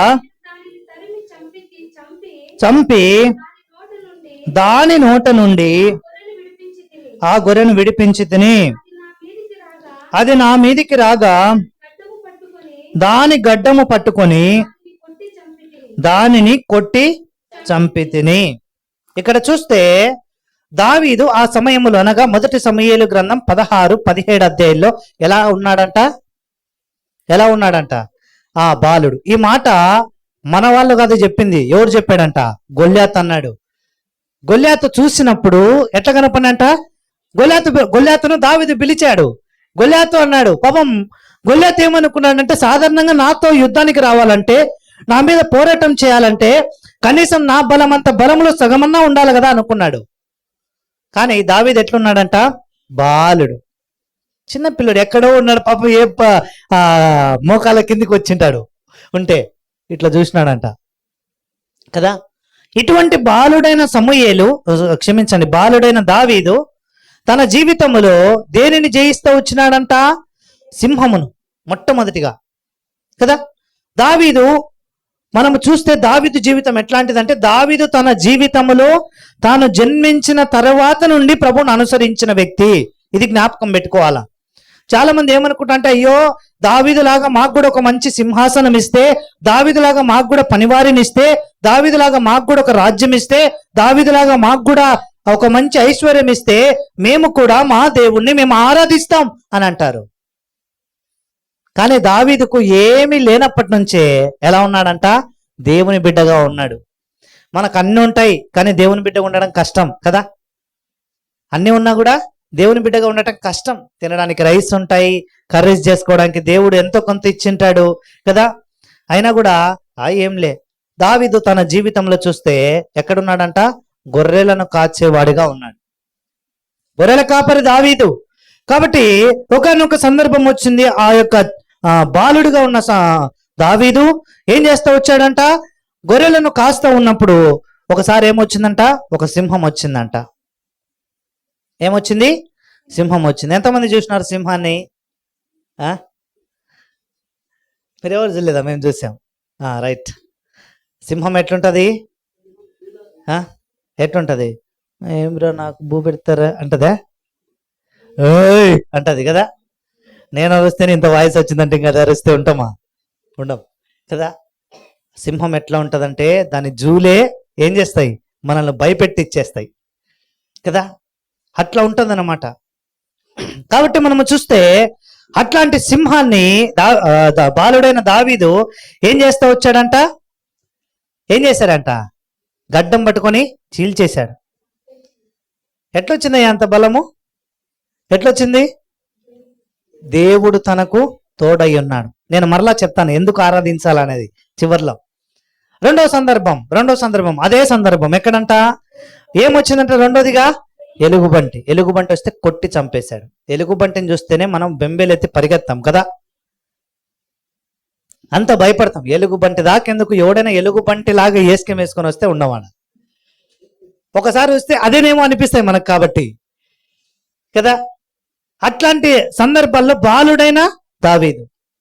ఇవి రెండు ఒక పరిస్థితులు అయితే, మూడో పరిస్థితి నేను మీకు చెప్తాను. కీర్తన గ్రంథం 23వ అధ్యాయంలో దావీదు అంటాడు, నేను ఎక్కడున్నానయ్యా, ఎక్కడున్నాను? రండి, కీర్తన గ్రంథం 23వ అధ్యాయము. గాఢాంధకారపు లోయ. లోయ అంటే మనం అనుకునే లోయ కాదు అది కదా. మనం అనుకున్న లోయ అంటే ఎట్లుంటుందంటే 10 అడుగులో, 20 అడుగులో, 30 అడుగులో, దాన్ని సాధారణంగా మనం లోయ అంటాం. కాదు, 100 అడుగుల పైన ఉంటాయి కొండలు. ఆ లోయల ఆ ప్రాంతములు ఎలా ఉంటాయంటే మనం ఊహించలేం. ఒకసారి ఆ లోయలోకి దిగిన తర్వాత మనిషి వస్తాడా అన్న నమ్మకం ఉండదు. ఇంకా ఎందుకు ఈ మాట దావీదు అక్కడ వాడాల్సి వచ్చిందని మనము చాలా జాగ్రత్తగా చూస్తే, అది గాఢాంధకారమైన స్థలం లేదా లోయ. ఎందుకు ఆ పదం అన్నాడు? ఇప్పుడు లోయలోనికి మనం వెళ్ళామనుకోండి, ఇటువైపు పెద్ద కొండ చర్యలు ఉన్నాయి. మధ్యాహ్నం పూట సూర్యుడు పడతాడా? పడతాడు, ఏదో కొంచెం. అదే ఉదయం అయితే ఉరువుండడు, సాయంత్రం అయితే ఉరువుండడు. అంటే 1 గంట మాత్రమే సూర్యుని వెలుగు చూస్తారు. మిగిలినప్పుడంతా దావీదు ప్రయాణం ఎలా ఉంటదంట? చీకటిలో. అట్లాంటి పరిస్థితుల మధ్య దావీదు వెళ్తా వచ్చినాడు. అప్పటి కాలంలో అనుకుండలు ఏమన్నా ఫాస్టింగ్ చేస్తానయా? లేదంటే నాగుపాములు ఏమన్నా అయ్యో మేము మా నోటిని కాచుకొని ఉన్నామని అంటాయా? తేళ్లు, పాములు, పురుగులు, ఇవన్నీ కీటకాలన్నీ అయ్యో దావీదు వస్తున్నాడు భయపడిపోండి అని అంటాయా? నో. అవన్నీ ఉన్నా కూడా దావీదు ఏం చేసేవాడంట? ఎంత చక్కగా ఉండేవాడు. దావీదు తన జీవితంలో భయపడుకోకుండా ఉన్నాడు. బాలుడు. నేను మరలా చెప్తా ఉన్నా, ఎవరంట? బాలుడు. మనకన్నిటికీ భయమే. రేచల్ అయితే ఉదయం లేచింటాంచి సాయంత్రం పడుకునే కొద్దీ కనీసం 10 సార్లు భయపడుతుంది. 10 సార్లు. నేనంట, ఎందుకంత ఏమో నాకు భలే భయం మమ్మ అంటది. కాబట్టి నేర్చుకోవాలా, భయపడకూడదు. ఒక క్రైస్తవుడిగా, ప్రత్యేకించి ఒక క్రైస్తవురాలంగా ఎలా ఉండాలంట? ధైర్యంగా ఉండాలి అన్ని పరిస్థితులలో. కాబట్టి మనము చూస్తే ఈ దావీదు తన జీవితంలో గాఢాంధకారపు లోయలో సంచరిస్తూ ఉన్నా దావీదుకు భయం లేదు. కారణం ఏంటంటే దావీదుకు ఎవరు తోడై ఉన్నాడంట? దేవుడు తోడై ఉన్నాడు. ఇది దావీదు జీవితంలో దావీదు నేర్చుకుంటా వచ్చింది. కాబట్టి మొదటిగా సింహం ఎదురైనప్పుడు దేవుడు తోడై ఉన్నాడు. రెండోదిగా ఎలుగుబంటి ఎదురైనప్పుడు ఎలుగుబంటిని చంపే విషయంలో దేవుడు తోడై ఉన్నాడు. మూడోదిగా గాఢాంధకారపు లోయలో సంచరిస్తా ఉన్న దావీదుకు దేవుడు తోడై ఉన్నాడు. 4వ సందర్భం, గొల్యాతును చంపడానికి వెళ్ళినప్పుడు ఎవరు తోడై ఉన్నాడంట? దేవుడే తోడై ఉన్నాడు. పరిస్థితులు చూడండి. I'm saying the situations. మనం ఏమనుకుంటాం తెలుసా? రాత్రి నిద్ర పట్టకపోతే అయ్యో దేవుడు నాకు తోడు లేదే అని అంటాం. ఉదయం అయ్యే కొద్దీ పొరపాటున గ్యాస్ ముట్టిస్తానే సిలిండర్ అయిపోతే అయ్యో దేవుడు నాకు తోడుగా లేడే అని అంటాం కదా. ఉదయం టిఫిన్ పెట్టిన వెంటనే ఏదో మరిచిపోయి మంట పెట్టడం ఆఫ్ చేస్తాం మనం. అర్థమైందండి? అయ్యో టైం అయిపోయింది, దేవుడు నాకు తోడు లేడే అని అంటాం కదా. మధ్యాహ్నం భోజనం సమయం అయ్యే తలికి ఎవరో అనుకోని అతిథులు రావడం ద్వారా మనకు భోజనం ఉండదే, అప్పుడు అనుకుంటాం దేవుడు నాకు తోడు లేడే అని. ఇవన్నీ బాహ్య సంబంధమైనవి. బాహ్య సంబంధమైన వాటికి దేవుడు తోడు ఉన్నా లేకపోయినా ఆత్మ సంబంధమైన దానికి దేవుడు తోడై ఉంటాడు. అర్థమైందండి? అట్లయితే ఆ లూకాసు వార్తలో రాయించబడినట్లుగా లాజరు ఎట్లా ఉన్నాడు? మరి అన్నం లేదు, నీళ్ళు ఇచ్చేవాళ్ళు లేరు, ఇల్లు లేదు, వస్త్రాలు లేవు. కానీ ఆడున్నాడంట చచ్చిపోయిన తర్వాత పరలోకంలో ఉన్నాడు. ఇప్పుడు అనొచ్చా లాజరు పైకి పోయిన తర్వాత బియ్యమీనోడు ఏం దేవుడురా, ఇల్లినోడు ఏం దేవుడురా, వస్త్రాలీనోడు ఏం దేవుడురా, ఆరోగ్యం లేనోడు ఏం దేవుడురా అని అనొచ్చా? ఆయన అన్నాడా? ఆయన అనలా. ఆయన అనలేదు, అనడు. ఆయన తెలుసు ఏంటి? దేవుడు అన్నవాడు నా ఆత్మ జీవితమును, ఆత్మ సంబంధమైన జీవితమును కట్టడానికే వచ్చాడు, కానీ నా బాహ్య జీవితమే కాదు. బాహ్య జీవితం కడితే ఎంత, కట్టకుంటే ఎంత? 60 ఏళ్ళకి ఎలాగో చస్తా, 70 ఏళ్ళకి ఎలాగో చస్తా. ఆత్మ సంబంధమైన జీవితం మాత్రం కనీసం దాని విలువ 1000 సంవత్సరాలు. ఒక 10 రూపాయల నోటు కింద పడింది, 100 రూపాయల నోటు కింద పడింది. ఏది తీసుకుంటాం ఫస్ట్? 10 పోతే పోయిందిరా నాయన, 100 కావాలా కదా. మరి ఇలాగ బాహ్యంగా ఆలోచించినప్పుడు విలువ కలిగిన జీవితం ఆత్మ సంబంధమైనది, బాహ్య సంబంధమైనది కాదు. ఈ లోకంలో 30 ఏండ్లు, 60 ఏండ్లు, 40 ఏండ్లు, 50 ఏండ్లు అయిపోయి దాని తర్వాత ఎక్కడుంటాం మనము? ఎక్కడుండాలా? ప్రభుతో కూడా ఉండాలి అంటే ఇక్కడే సిద్ధపడాలి. అది ప్రభు మనకు నేర్పించేది. ప్రభు 1000 ఏండ్ల పరిపాలన గురించి నీ నా జీవితం కట్టడానికి వచ్చాడు, అంతేగాని 60 ఏళ్లలో నీకు మరణాన్ని తీసేయడానికి, అయ్యా నీకు పని చేయకపోయినా అన్నం ఇవ్వడానికి, లేదంటే నీకు అనారోగ్యం వచ్చినప్పుడల్లా ఆరోగ్యం ఇవ్వడానికి ఆయన రాలా. చాలా మంది ఇట్లే భావిస్తారు కదా. క్రైస్తవంలో ఉన్న దేవుని గురించి ఎలాంటి పరిచయం చేస్తుంటే, బాబు మందిరానికి రా రోగం పోతుంది, బాబు మందిరానికి రా అప్పులు పోతాయి, బాబు మందిరానికి రా ఏం పోతుంది పెళ్ళి అవుతాయి. ఒరే పనికి మళ్ళాడ దేవుడు అనుకున్నావు, బ్రోకర్ అనుకున్నావా? పెళ్లిలో బ్రోకర్ ఆయన ఏమన్నా? ఈ దేవుడు ఎట్లాంటి వాడంట? పాపపు అనుభవం నుంచి విడిపించడానికి వచ్చిన రక్షకుడు. ఆయనను పట్టుకొని ఏం చేస్తాను? రా మందిరానికి రా. సిగ్గుండాల. క్రైస్తవుడిగా దేవునిగా పరిచయం చేయలేకపోతే నీవు సువార్థికుడవేనా? నేను సువార్థికుడనేనా? నీవు సేవకుడువేనా? నేను కూడా సేవకునేనా? ఈ ప్రశ్నల మనం ఏం చేయాలా? ప్రశ్నించుకోవాలి కదా. దేవుణ్ణి ఎలాగూ పరిచయం చేస్తున్నాం? డిఫరెంట్ వేలో పరిచయం చేస్తున్నాం కదా. ప్రేమైన సోదరుడా, ప్రేమైన సోదరి, దావీదు ఏం గుర్తెరిగాడంటే ఈ దేవుడు నా దేవుడు. ఏంటంట? ఈ దేవుడు నా దేవుడు. రెండోది, నేను చచ్చే అంతవరకు నాకు తోడై ఉండే దేవుడు. అది దావీదు తన జీవితంలో అనుభవించాడు కదా. అందుకే సింహం వచ్చినా, ఎలుగుబంటి వచ్చినా, మూడోది గొల్యాత్ వచ్చినా, నాలుగోది ఇంకొకరు ఎవరు వచ్చినారంట, చివరిగా సౌలు వచ్చిండు. ఎవరో కాదు, ఒక రాజే. ఒక సామాన్యుని మీదకి రాజు వస్తే ఎక్కడ దాచుకోవాలండి? ఎక్కడ తల దాచుకుంటాడు? దాచుకోవడానికి అవకాశం లేదు. అందుకే దావీదు ఏం చేస్తా వచ్చాడు? 1 సమూయేలు గ్రంథం 20వ అధ్యాయం, 23వ అధ్యాయం, 24వ అధ్యాయం పారిపోతా ఉన్నాడు దావీదు. ఏం చేత కదా? చంపలేకనా? సౌలు పెద్ద వీరుడనా? లేదంటే సౌలు సైన్యం అంతటికి భయపడాలని కాదు. కాదు, దావీదులో ఉన్న ఒకే ఒక్క మాట, శ్రేష్టమైన మాట. ఏమన్నాడు? యెహోవా అభిషేకించిన వాడని నేను ముట్టను అన్నాడు. ఇంకొక మాట చెప్తానండి నేను మీకు. ఇంకొక మాట, సందర్భం వచ్చింది కాబట్టి. ఒకసారి దేవుని మందిరంలో, సాధారణంగా మనం అనుకుంటాం మందిరం అంటే చాలా పీస్ఫుల్ అని. చిన్న మంద ఉండేది పీస్ఫుల్, 100% చెప్తాను. నాకెవరన్నా సేవకులు ఫోన్ చేశారనుకో, ఏం తమ్ముడు ఎట్లున్నావు అంటే బాగున్నావు అన్నంటే, నీకేమయ్యా బాగుంటావు? ఎందుకంటే మాకు ఒక్కొక్కరు వచ్చేవాళ్ళు, మందిరానికి వచ్చేవాడు ఈడొక మాట చెప్తాడు వాని గురించి, వాడు ఈయన గురించి ఇంకో మాట చెప్తాడు, ఆ ఎక్క గురించి చెప్తుంది. అబ్బా ఈయన ప్రార్థనలు చేయలేకపోతున్నాం తమ్ముడు, మాకు లేని బీపీలు, షుగర్లు, తలకాయ నొప్పులు ఇళ్ళ వల్లే వచ్చేదన్నాడు. సరే మంచిదన్నా, ఏం సంగతి అంటే ఏం లేదు, కొంచెం మాట్లాడాలి అని మాట్లాడిన తర్వాత ఫోన్ కట్ చేస్తాడు. ఇంకొక మాట, ఒక ప్రాంతంలో ఏం జరిగిందంటే, నేను ఆ అమ్మాయి స్మైలీ వయసు ఉంటుంది నాకు, అంకుల్ వాక్యం చెప్తా ఉన్నాడు. వాక్యం చెప్తా ఉంటే కొంతమంది మందిరంలో ఉన్న వ్యక్తులే ఏం చేస్తా వచ్చారంటే, ఆయన మెడ పట్టుకొని బయటికి తీసుకొని వెళ్ళారు. వాక్యం చెప్తా ఉన్నాడు, పులిపీట మీద ఉండే అంకుల్ తీసుకొని వెళ్ళాడు. ఆయన అది అవమానంగా ఏం భావించాలని చెప్పాడు. అయ్యా నా తప్పు లేదు, పరిచయం అయిపోయిన తర్వాత ఏదైనా ఉంటే మాట్లాడదామన్నాడు. వాళ్ళు నువ్వు రారా నీదేంది అని ఈడ్చుకొని వెళ్ళినారు. అక్కడ కథ కట్ చేస్తే 1 yearలో మెడపట్టు పట్టుకున్న వాని కొడుకు చనిపోయాడు. With-in 1 year. పేర్లు ఎవ్వటి చెప్పనండి, ఎవరి పేర్లు చెప్పను, ఓకేనా. లోకల్లోనే జరిగింది, అది కూడా మనకు దగ్గరలోనే, ఒక 10-15 కిలోమీటర్లలోనే. పేర్లు ఎవరు చెప్పొద్దు దయచేసి, ఎందుకంటే ఎవరిని అవమానపరచకూడదు. కాబట్టి మనము చూస్తే దావీదు ఎందుకు ఆ నిర్ణయం తీసుకున్నాడంటే, ఆ రోజు కారణం ఇదే. దావీదుకు తెలుసు. ఎందుకు? దావీదు అక్కడ ఎంతో మందిని రక్తపాతం చిందించాడు, అవునా కదా. దావీదుని గురించి దేవుడు అంటాడు, దావీదా నువ్వు నా మందిరాన్ని కట్టాలి అని అనుకుంటున్నావు, మంచిదే, అయితే నీ చేతుల్లో ఏముంది? రక్తంతో నింపబడింది. కాబట్టి నా మందిరాన్ని నువ్వు కట్టడానికి నేను ఒప్పుకోను అన్నాడు. ఇష్టం దేవునికి హృదయానుసారుడైన మనుష్యుడు, దేవుని చిత్తమును నెరవేర్చేవాడు, అట్టి వానికి దేవుడు అంత మాట సెలవిస్తే మరి నీవు నేను ఏ పాటి వారము? అందుకే దావీదు బహు జాగ్రత్త కలిగిన వాడై ఏమన్నాడు? యెహోవా అభిషేకించిన వానిని నేను ముట్టను అన్నాడు. సౌలు విషయానికి వస్తే, కాబట్టి 4 రకాల శత్రువులు దావీదు మీదికి దండెత్తొచ్చారు. మొట్టమొదటి శత్రువు ఎవరంట? సింహం కదా. సింహం గురించి మనం చూస్తే చాలా బాగా అర్థం చేసుకోవాలంటే 1 పేతురు పత్రిక 5వ అధ్యాయంలో రాయించబడింది.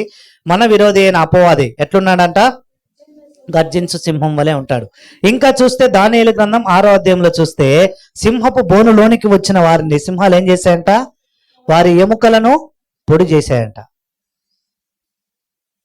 చూడండి ఎట్లుందో. అంత బలము కలిగింటి ఒక బాలుడి చేతిలో ఏమైపోయిందంట? సింహము చనిపోయింది. మీరు నాకు చాలా ఫాస్టింగ్ ఉందేమో అన్నా కదా, ఫాస్టింగ్ ఏముండవు అవి అవి అడవిలో తిరిగేటివి. ఎంత ఫాస్టింగ్ ఉన్నా కూడా సింహానికి బలం తగ్గుతుందా? తగ్గదు. కాబట్టి మనము చూస్తే దావీదు జీవితంలో 4 శత్రువులు. మొదటి శత్రువు సింహము, రెండవ శత్రువు ఎలుగుబంటి, మూడవ శత్రువు గొల్యాతు, నాలుగోది సౌలు కదా. 4 శత్రువులు ఉన్నారు.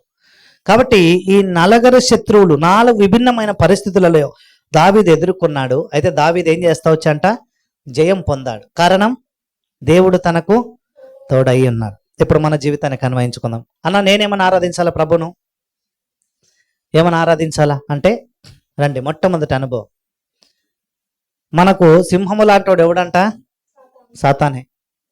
జ్ఞాపకం చేసుకోవాలి. దేవా, నా జీవితములో నేను ఎక్కడున్నాను? సాతాను నివసించే స్థలములో ఉన్నా నేను. ఇది దేవుని నివాస స్థలం కాదు. వాస్తవానికి దేవుడు ఎక్కడున్నాడంటే అందరికీ తెలుసు. పిల్లల కాడికి వెళ్ళి బాబు దేవుడు ఆడనంటే పైన ఉన్నాడనా అంటాడు. మనకు రాదు, ఆ జ్ఞానం అంతా మనకు రాదు, వాళ్ళే ఎత్తారు. కాబట్టి మనం చూస్తే ఇక్కడ ఎవరున్నారంట? యోబు గ్రంథంలోకి వెళ్ళాలి. ఈ మాట మనకు అర్థం అవ్వాలంటే యోబు గ్రంథం 1వ అధ్యాయము ఏమన్నాడు? దేవుడు అడిగాడు, అయ్యా సాతాను ఎక్కడి నుండి వచ్చినావు నువ్వు అంటే, భూమి మీద ఇటు అటు తిరుగుచూ వచ్చినానయ్యా అన్నాడు. అవునా కదా? కాబట్టి మనము చూస్తే సాతాను నివసించే స్థలము, సాతాను ఆధిపత్యంలో ఉన్న ఈ స్థలములో నీవు నేను నివసిస్తూ ఉండగా వాడు ఎన్ని బాణాలు వేసింటాడు మనకు తెలిసింటదా? ఎన్ని బాణాలు వేసింటాడు?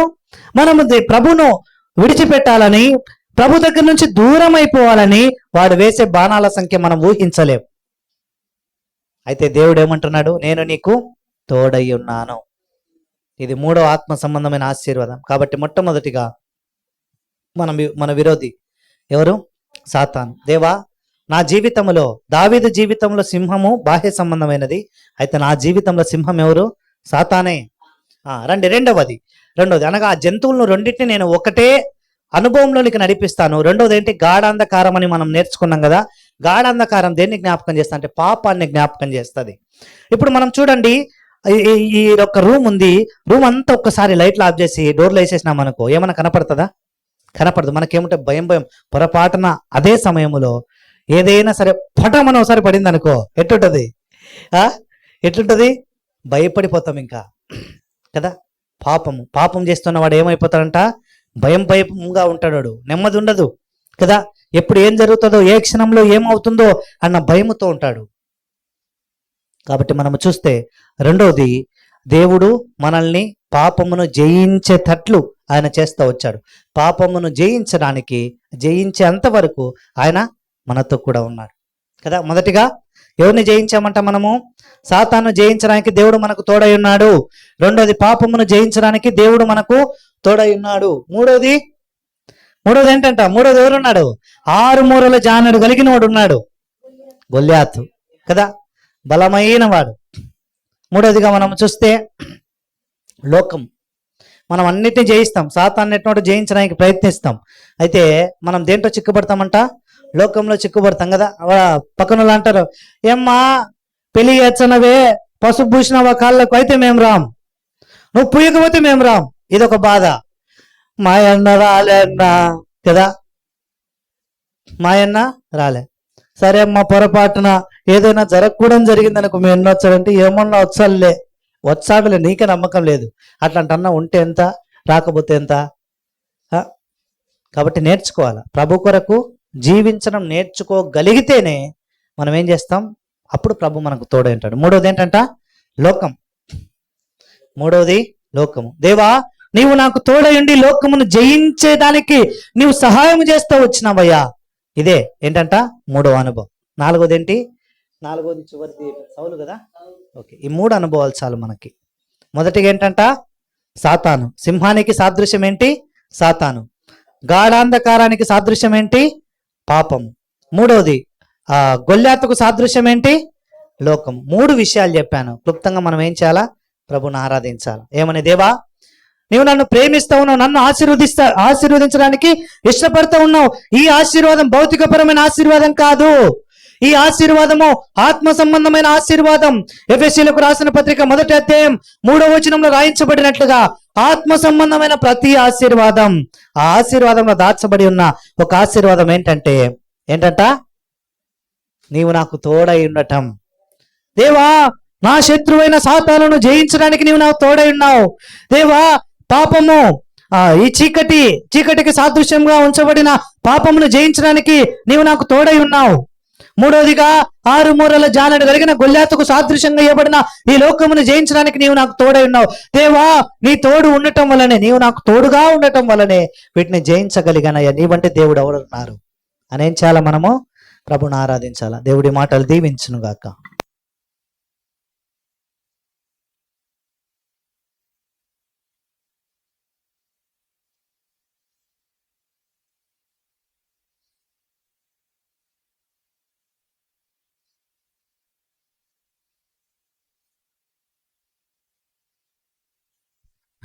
లేచి నిలువబడి పాట పాడుకుందాం. పాట సంఖ్య 603.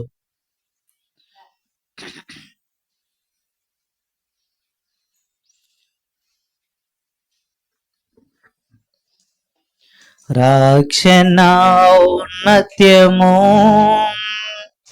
రాక్షకుడే తెలుపును, పార్వత శిఖర శ్రేణుల వలెనే నీచలమైనాది. పార్వత శిఖర శ్రేణుల వలెనే నీచలమైనాది. మలినావస్త్రము వలెనే నిండి ఉంటివి నిందలతో. మలినావస్త్రము వలెనే నిండి ఉంటివి నిందలతో. తండ్రి మాదిరి మమ్ము వెదకి వచ్చి వింతగా మమ్ము సాక్షించెను. తండ్రి మాదిరిగా మమ్ము వెదకి వచ్చి వింతగా మమ్ము సాక్షించెను. దాక్షిణ ఔన్నత్యము రాక్షకుడే తెలుపును, పార్వత శిఖర శ్రేణుల వలెనే నీచలమైనాది. పార్వత శిఖర శ్రేణుల వలెనే నీచలమైనాది. ఆరమ్య ప్రదేశములో పాడైన ఎడారిలో. ఆరమ్య ప్రదేశములో పాడైన ఎడారిలో కనుగొనేను పరమాసి కను పాపవలె కాచెను. కనుగొనేను పరమాసి కను పాపవలె కాచెను. రాక్షణ ఔన్నత్యము రాక్షకుడే తెలుపును, పార్వత శిఖర శ్రేణుల వలెనే నీచలమైనాది.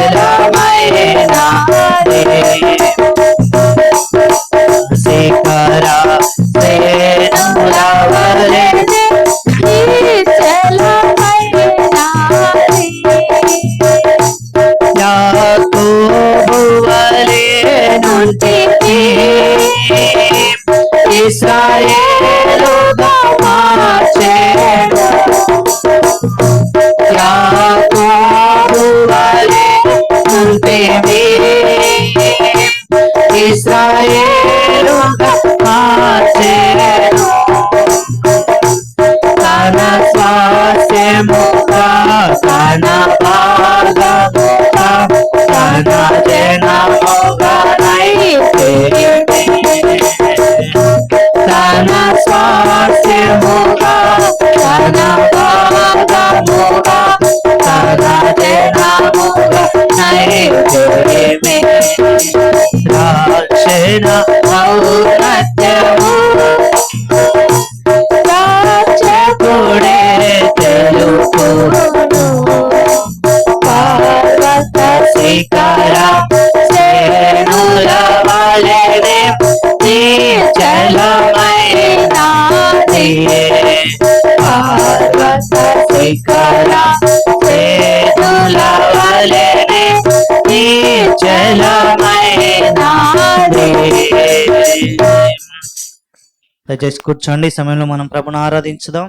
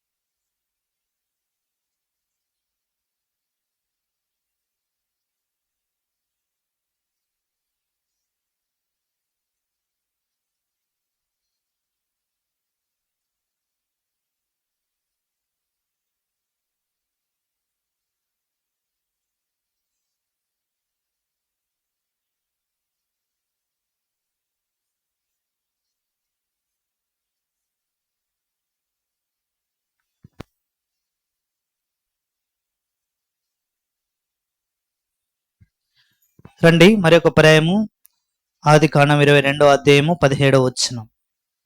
మరొక పర్యాయం కలిసి చదువుకుందాం. Book of Genesis chapter 22 verse 17.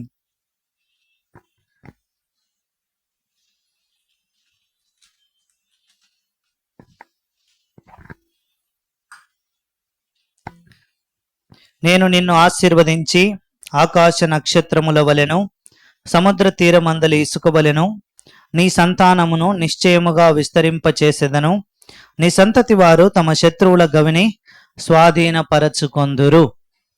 ఇక్కడ మనము చూస్తే మొదటిగా ఏం నేర్చుకుంటూ వచ్చాం మనం ఆరాధించడం కోసమై? దేవా నీవు నాకు తోడై ఉన్నావు, పాపమును జయించినాను, లోకమును జయించగలుగుతొచ్చినాను, ఇంకేంటంట చీకటిని జయించగలుగుతూ వచ్చినాను, లేదా సాతాను జయించగలుగుతూ వచ్చినానని మనం ప్రభుని ఆరాధించాం. అయితే కొన్నిసార్లు దేవుడు మనల్ని విడిచిపెట్టి వెళ్ళిపోతాడు కదా. ఈ తోడై ఉన్న దేవుడు మనల్ని విడిచిపెడతాడు. ఎప్పుడు విడిచిపెడతాడు అన్నది నేర్చుకొని, ఒకవేళ అటువంటి జీవితం మనలో ఉంటే మనం ఒప్పుకొని విడిచిపెట్టి సమాధానపరచబడిన వారమై బల్లం చేరాలి. అది ప్రభు కోరుకునేది కదా. చాలా మంది బల్ల అంటే ఏం లే, ప్రతి ఆదివారం ప్రసాదం ఇచ్చిన టీచర్లే అనుకుంటారు. అర్థమైందండి? అదేం కాదు. మనము దాన్ని ప్రసాదం లాగా భావించినాం అనుకో, మనంత వ్యక్తులు ఎవరు ఉండరు భూమి మీద. ఒక అబ్బాయి అడిగాడు, మేమైతే పలాంది ఇచ్చాం, మీ మందిరంలో దాత్యరసం ఇచ్చారు కదా అన్నాడు. అది ప్రసాదం అని ఎవరు చెప్పినారు తమ్ముడు నీకు? ఏడ వండుతామో చూపించురా అని చెప్పిన. మేము ఏడ వండం, అది మా దేవుడు మా మధ్య ఉన్నాడని చెప్పడానికి నిదర్శనం మాత్రమే. ఆకలైనప్పుడు అది తినడానికి అదేం ఆహారం కాదు, దప్పికైనప్పుడు అది తాగడానికి అంతకు మించి ఏమంటారు నీళ్లు కూడా కాదు. అది మనం ఏదో ప్రభు దేవుని మందిరానికి వచ్చినాము, దేవా ఆ బల్ల నీకు సాదృశ్యంగా ఉంది కాబట్టి నా పాపములు క్షమింపబడి ఉన్నాయి, నేను పరిశుద్ధంగా ఉన్నాను, అందుకే నేనేం చేస్తా ఉన్నాను, ఈ బల్లలో పాలు పొందుతున్నాను అని చెప్పే ఒక కార్యం మాత్రమే అని అంటే అవునా అన్న అన్నాడు. చూడండి ఎట్లుందో, ప్రజల్లో ఎట్లాంటి అపోహలు ఉన్నాయో వాటిని ఇంకా పంచుకోలేవు. ఇంకో వాళ్ళ నెక్స్ట్ తరానికి ఆ పిల్లగాడు అదే చెప్పింది, అరే చర్చిలో కూడా ప్రసాదం ఇచ్చారు అని కదా. కాబట్టి మనము చూస్తే ఆదికాండం 22వ అధ్యాయం 17వ వచనములో దేవుడు ఏమంటా ఉన్నాడంట, అయా నేను నిన్ను ఆశీర్వదిస్తాను. మనం ముందుకు సాగితే దేవుడు ఎందుకు మనల్ని విడిచిపెట్టాలా? దేవుడు ఎందుకు ఒక వ్యక్తిని విడిచిపెడతాడు? విడిచిపెట్టడానికి కారణాలు ఏమైనా ఉన్నాయా? ఒక వ్యక్తిని దేవుడు విడిచిపెట్టినప్పుడు ఆ వ్యక్తి యొక్క జీవిత అంతం ఎలా ఉంటది అన్నది మనము నేర్చుకుని మనం ముందుకు సాగే ప్రయత్నం చేద్దాం. కేవలం ఒక 2-3 వ్యక్తులను మాత్రమే క్లుప్తంగా నేను మీకు పరిచయం చేసి ముందుకు సాగే ప్రయత్నం చేస్తాను. దాని కొరకై మొట్టమొదటి వ్యక్తి ఎవరంటే దేవుని చేత విడువబడిన వ్యక్తి. దేవుడు అన్నాడు, నేను నిన్ను విడిచిపెట్టిన, నీ ఇష్టం వచ్చినట్లు నువ్వు జీవించన్నాడు. ఎవరంట ఆయన? ఆదికాండము 4వ అధ్యాయంలో కనపడతాడు. ఎవరంట ఆయన? రండి, ఆదికాండం 4వ అధ్యాయం తెరవండి ఒకసారి. తెరిచి ఎవరెవరు ఉన్నారు అక్కడ పేర్లు చదవండి. ఇంకా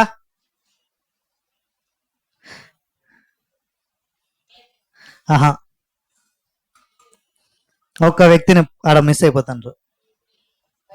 రైట్, ఎవరంట? కయ్యూన్.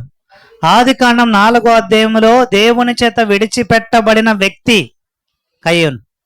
కయ్యూన్ ఏం చేస్తా వచ్చాడంట?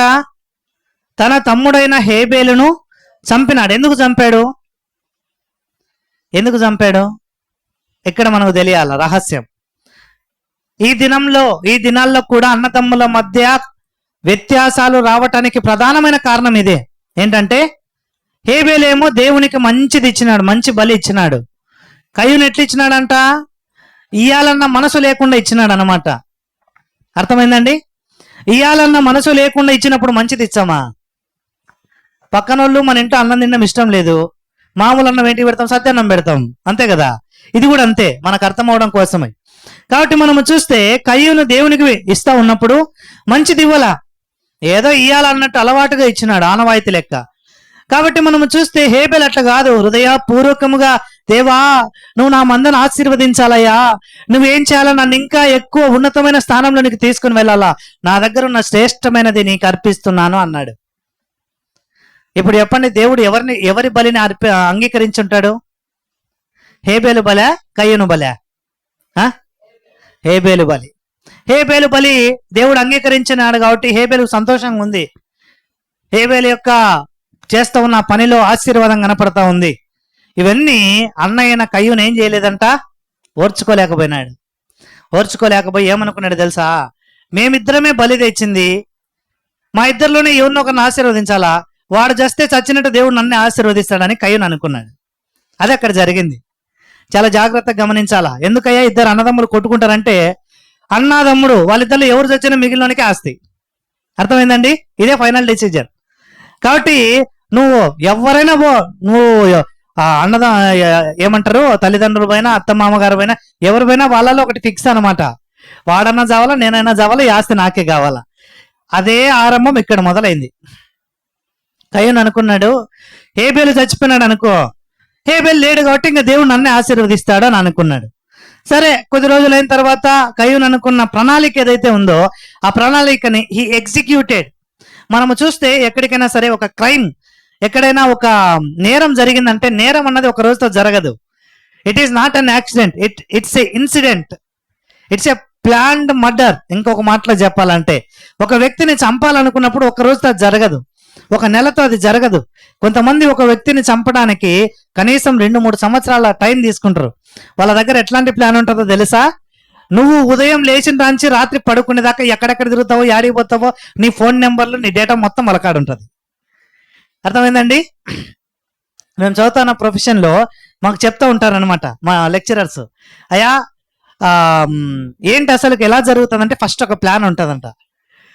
ఒకడు ప్లానింగ్ చేస్తాడు, రే వాడిని ఇట్లా చంపుదాం, ఇక్కడ చంపుదాం అని. రెండో వాడు ఏం చేస్తాడంటే వాడు ఏం చేస్తాడు, ఎక్కడ దొరుకుతాడో వాడు కనుక్కొని వస్తాడు అనమాట. See the lack of information is there before having some committing some crime. ఏదైనా నేరం చేసేదానికి ముందు వాళ్ళ సమాచారం అంతా సేకరిస్తారు. అట్లాగా ఈ కయ్యూను కూడా ఏం చేస్తా వచ్చంటే హేబేలు సమాచారం అంతా తెచ్చినాడు. ఇప్పుడు హేబేల్ని చంపడానికి పూనుకుంటా వచ్చాడు కయ్యూను.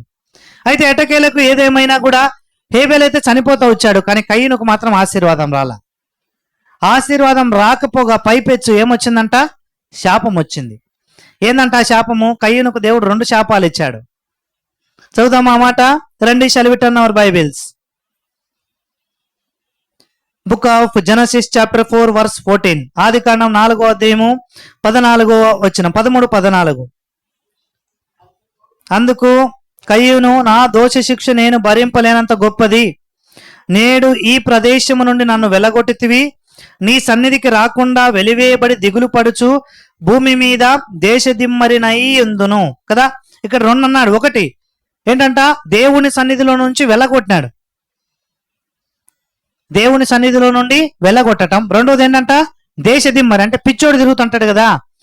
ఎవరైనా పిచ్చోడు వాడు ఏదో వాక్కుంటా తిరుగుతూ ఉంటాడు, పాపం దేశాలమ్మడి తిరుగుతూ ఉంటారు, వాళ్ళే దేశదిమ్మర్లు అంటే.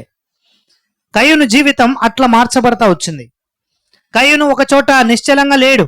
మనం చూస్తే అబ్రహాము జీవితంలో ఒక గుడారం వేసుకొని ఒక 5 రోజులు, 10 రోజులు, 20 రోజులు తనతో పాటు తన కుటుంబము అంతా కూడా సంతోషంగా ఉంటే కయ్యూను జీవితం అట్లా లేదు కదా.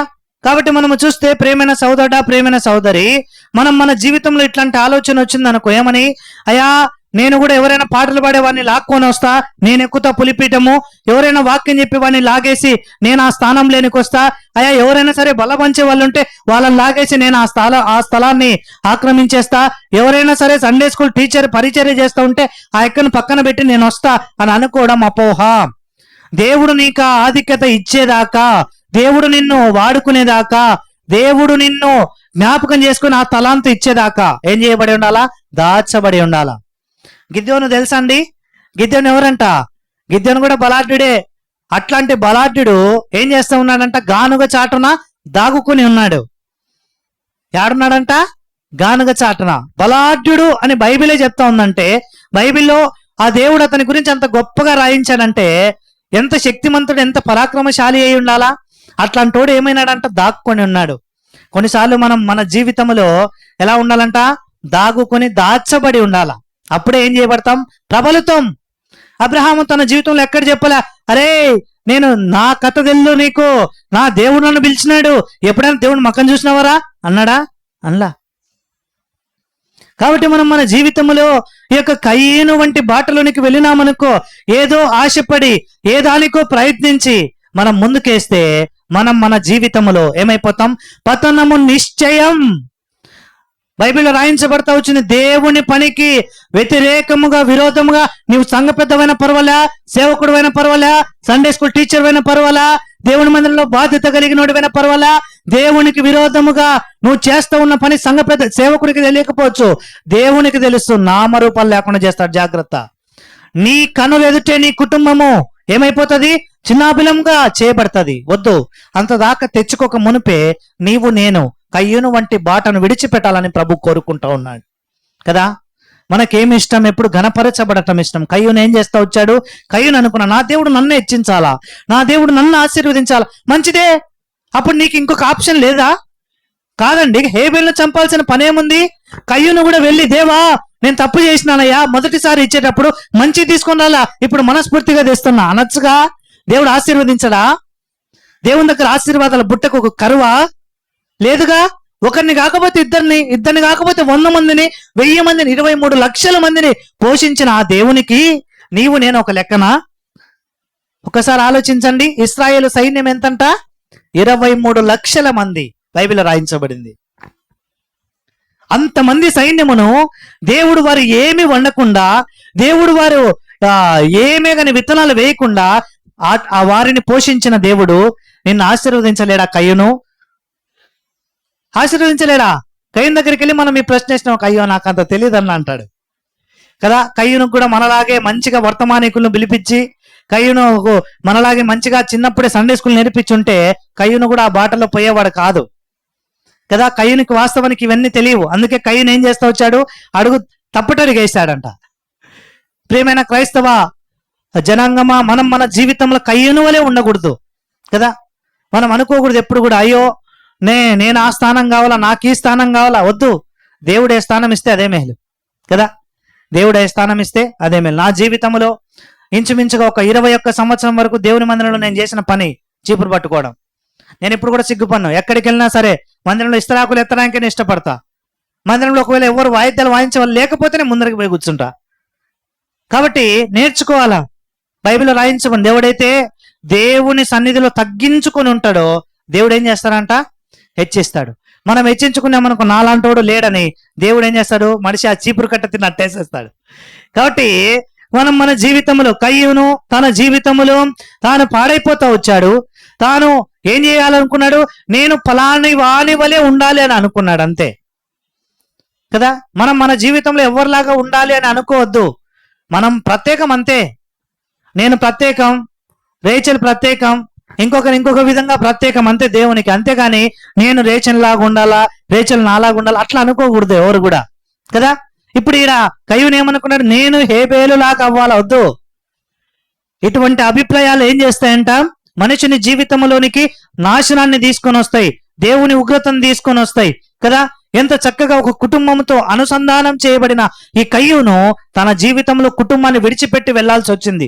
ప్రియమైన సోదరుడా, ప్రియమైన సోదరి, ఈ సమయంలో దేవుడు ఒకే ఒక విషయం ద్వారా నీతో మాట్లాడడానికి ఇష్టపడతా ఉన్నాడు. నీ బాట ఏ బాట? కయ్యూను వంటి బాటనా? అయితే మార్చుకో. కయ్యూను ఏమనుకున్నాడు? అయ్యో నేను ఆశీర్వదింపబడాలని అనుకున్నాడు. అభిప్రాయం మంచిదే, తలంపు మంచిదే, ఎన్నుకున్న మార్గమే చెడ్డది కదా. మనకు కూడా చాలా మంచి ఆశలు ఉంటాయి, చాలా మంచి దేవుని విషయంలో, అయ్యో నేను కూడా పాటలు పాడాలా, నేను కూడా దేవుని వాక్యం నేర్చుకోవాలా, నేను కూడా బోధించాలా, నేను కూడా సండే స్కూల్, మంచిదే. అయితే దేవుని దగ్గరికి వెళ్ళి సహాయం కొరకై అడగాలి. మనుషులు బోధించేది ఇంతే, దేవుడు బోధిస్తే ఇంత వస్తుంది. అర్థమైందండి? ఆ మాట మనకు అర్థం అవ్వాలంటే, పాపం ఒక తండ్రికి ఒక కుమార్తె ఉందంట. ఒక కుమార్తె ఉదయం వెళ్ళేటప్పుడు అనిందంట, డాడీ వచ్చేటప్పుడు చాక్లెట్ తీసుకొని రా అనిందంట. ఏమడిగిందంట?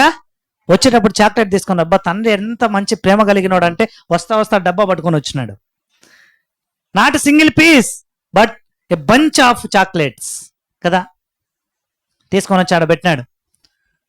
అమ్మాయి వచ్చింది, ఆడ చాక్లెట్ డబ్బా వైపు చూస్తా ఉంది. డాడీ వెళ్ళాడు, వాష్రూమ్లోకి వెళ్ళాడు, ఫ్రెష్ అప్ అయ్యాడు, వచ్చాడు. ఏంటే చిది తీసుకోవే చాక్లెట్, ఎదురుగున్నాయిగా డబ్బా కనిపించట్లేదా అంటే, డాడీ ఒక మాట చెప్తా కోప్పడద్దు అనింది. చెప్పురా బిడ్డ ఏమి అని అంటే, వెంటనే అన్నదంట అమ్మాయి, ఏమన్నా తెలుసా, నేను తీసుకుంటే ఎన్ని వస్తాయి? నా చెయ్యి ఎంతది? ఇంతదే, చిన్న చెయ్యి, 2-3 వస్తాయి. నువ్వు ఇచ్చావనుకో 10 వస్తాయి డాడీ అనిందంట. ఎంత సంతోషపడ్డాడు తండ్రి కదా. కాబట్టి మనం మన జీవితంలో మనం గుంజుకుంటే 2-3 వస్తాయి. దేవుడు ఇచ్చాడు అనుకో, పెక్కు ఆశీర్వాదాలు కదా. మన జీవితంలో అది నేర్చుకోవాలి. దేవా, నా జీవితంలో కయ్యను వంటి బాటేమో, వాడి వలే కాదు, నన్నుగా ఆశీర్వదించు. ఇది చేయాల్సిన ప్రార్థన కదా. మనం పోల్చుకుంటాం, దేవా పక్కనోడికి కారు ఇచ్చావు, వాడికి ఏమి ఇచ్చావు, వాడికి హుందా ఇచ్చావు, నాకు బెంజి. అది కాదు. దేవా నాకు ఇచ్చేది శ్రేష్టమైనదై ఉండాలా, అలాగ ఉండాలా మన ప్రార్థన కదా. అబ్రహాముకు దేవుడు వాగ్దానం ఇస్తా ఉన్నప్పుడు 12వ అధ్యాయం 2వ వచనంలో, నేను నిన్ను ఆశీర్వదించి ఏం చేస్తా, గొప్ప జనముగా చేస్తా. అంతేగాని అయ్యా నేను నిన్ను ఆదాములాగా చేస్తా, హేబేల్లా అనలా, నేను నిన్ను ప్రత్యేకంగా ఉంచుతా. అది దేవుడు అన్న మాట. మన జీవితంలో ఇట్లాంటి ప్రార్థనలు రావు కదా. మన జీవితంలో ఎట్లాంటి ప్రార్థన అంటే, నేను గత వారం చెప్పాను, మన స్థాయి ఇది అనుకోండి, మన స్థాయి ఇది కదా. పక్కన ఇప్పుడు ఈడొకడు ఉన్నాడు, ఇది మన స్థాయి, ఇది పక్కనోడి స్థాయి. మనం ఏమంటాం, దేవా వాడిని కింది పడగొట్టి నా దగ్గర తీసుకురా అంటాం. మనం చేయాల్సిన పని ఏంటంటే, దేవా నా ఫ్రెండ్ ఈడున్నాడు, నన్ను ఆడబెట్టాను. అలా అర్థమైందండి. పడటం ఎందుకు, దేవుడు ఉన్నాడుగా, దేవుడు ఆశీర్వదించడా, పైకెత్తుతాడు అంతే కదా. సామెతల గ్రంథంలో రాయించబడింది, నీతిమంతుడు 7 మార్లు పడినా కూడా ఏం చేస్తాడంట, లేస్తాడంట. యోబు గ్రంథంలో రాయించబడింది, నీ భక్తి నీకు ధైర్యం కలగజేయదా అని రాయించబడింది. మనం దేవుని కొరకు నమ్మకంగా ఉంటే, హేబేలు వంటి నడక నడిచినప్పుడు, కయ్యూను వంటి నడకను విసర్జించినప్పుడు దేవుడు ఎందుకు మనల్ని జ్ఞాపకం చేసుకోడు? బైబిల్ అంతట్లో నేను మరలా చెప్తున్న ఒక సవాలుతో కూడిన మాట ఏంటంటే, చచ్చిపోయిన తర్వాత చేసిన ప్రార్థనకు జవాబు వచ్చింది హేబేల్కే. హేబేల్ ఏం ప్రార్థన చేసింటాడు? హేబేల్ చచ్చేటప్పుడు, అయ్యో నా అన్న చంపాడు, దేవా నన్ను కరుణించయ్యా, నా ప్రార్థన ఖచ్చితంగా నువ్వేం చేయాలా, నా మరణం ఎవరి ద్వారా విధింపబడతా వచ్చిందో please judge him. That is what the prayer of Abel. Abel చేసిన ప్రార్థన అదే. ఏమని మొరపెట్టిందంట? హేబెలు యొక్క రక్తము భూమిలో నుండి మొరపెట్టిందంట. చూడండి ఎట్లుందో. బైబిల్ అంతట్లో చనిపోయిన తర్వాత ప్రార్థన చేసిన వ్యక్తి ఎవరైనా ఉన్నారంటే హేబెలే కదా. అట్లుండాల మనం మన జీవితంలో. కాబట్టి కయ్యూనులాగా ఉన్నామనుకో, నా స్థానం ఇదొద్దు కదా. కాబట్టి దేవుడు మనల్ని విడిచిపెట్టడానికి మొదటి కారణం ఏంటంటే, మనము ఎంచుకునే మార్గము సరిగా లేకపోవడం కదా. కయ్యూను జీవితంలో సరైన మార్గం లేదు. ఆలోచన మంచిదే, విధానం మంచిదే, నేను ఆశీర్వదింపబడాలా అని అనుకోవడం చెడ్డది కాదు, మంచిది, మంచి ఆలోచన. అయితే ఎన్నుకున్న మార్గమే చెడ్డది. ప్రియమైన సోదరుడా, ప్రియమైన సోదరి, ఆలోచన మంచిదై ఉండి ఆచరణలో మార్గము కూడా మంచిదైతేనే సత్ఫలితం వస్తుంది. మనము మంచి ఆలోచన పెట్టుకొని, ఉదాహరణకి చెప్తానండి, నా కొడుకు డాక్టర్ అవ్వాలా, మంచి ఆలోచన, అవునా కదా. అయితే డాక్టర్ చదివి అవ్వాలనా లేకపోతే ₹1 లెక్క పెట్టుకోనాలనా అనేది అది మనం డిసైడ్ చేస్తాం.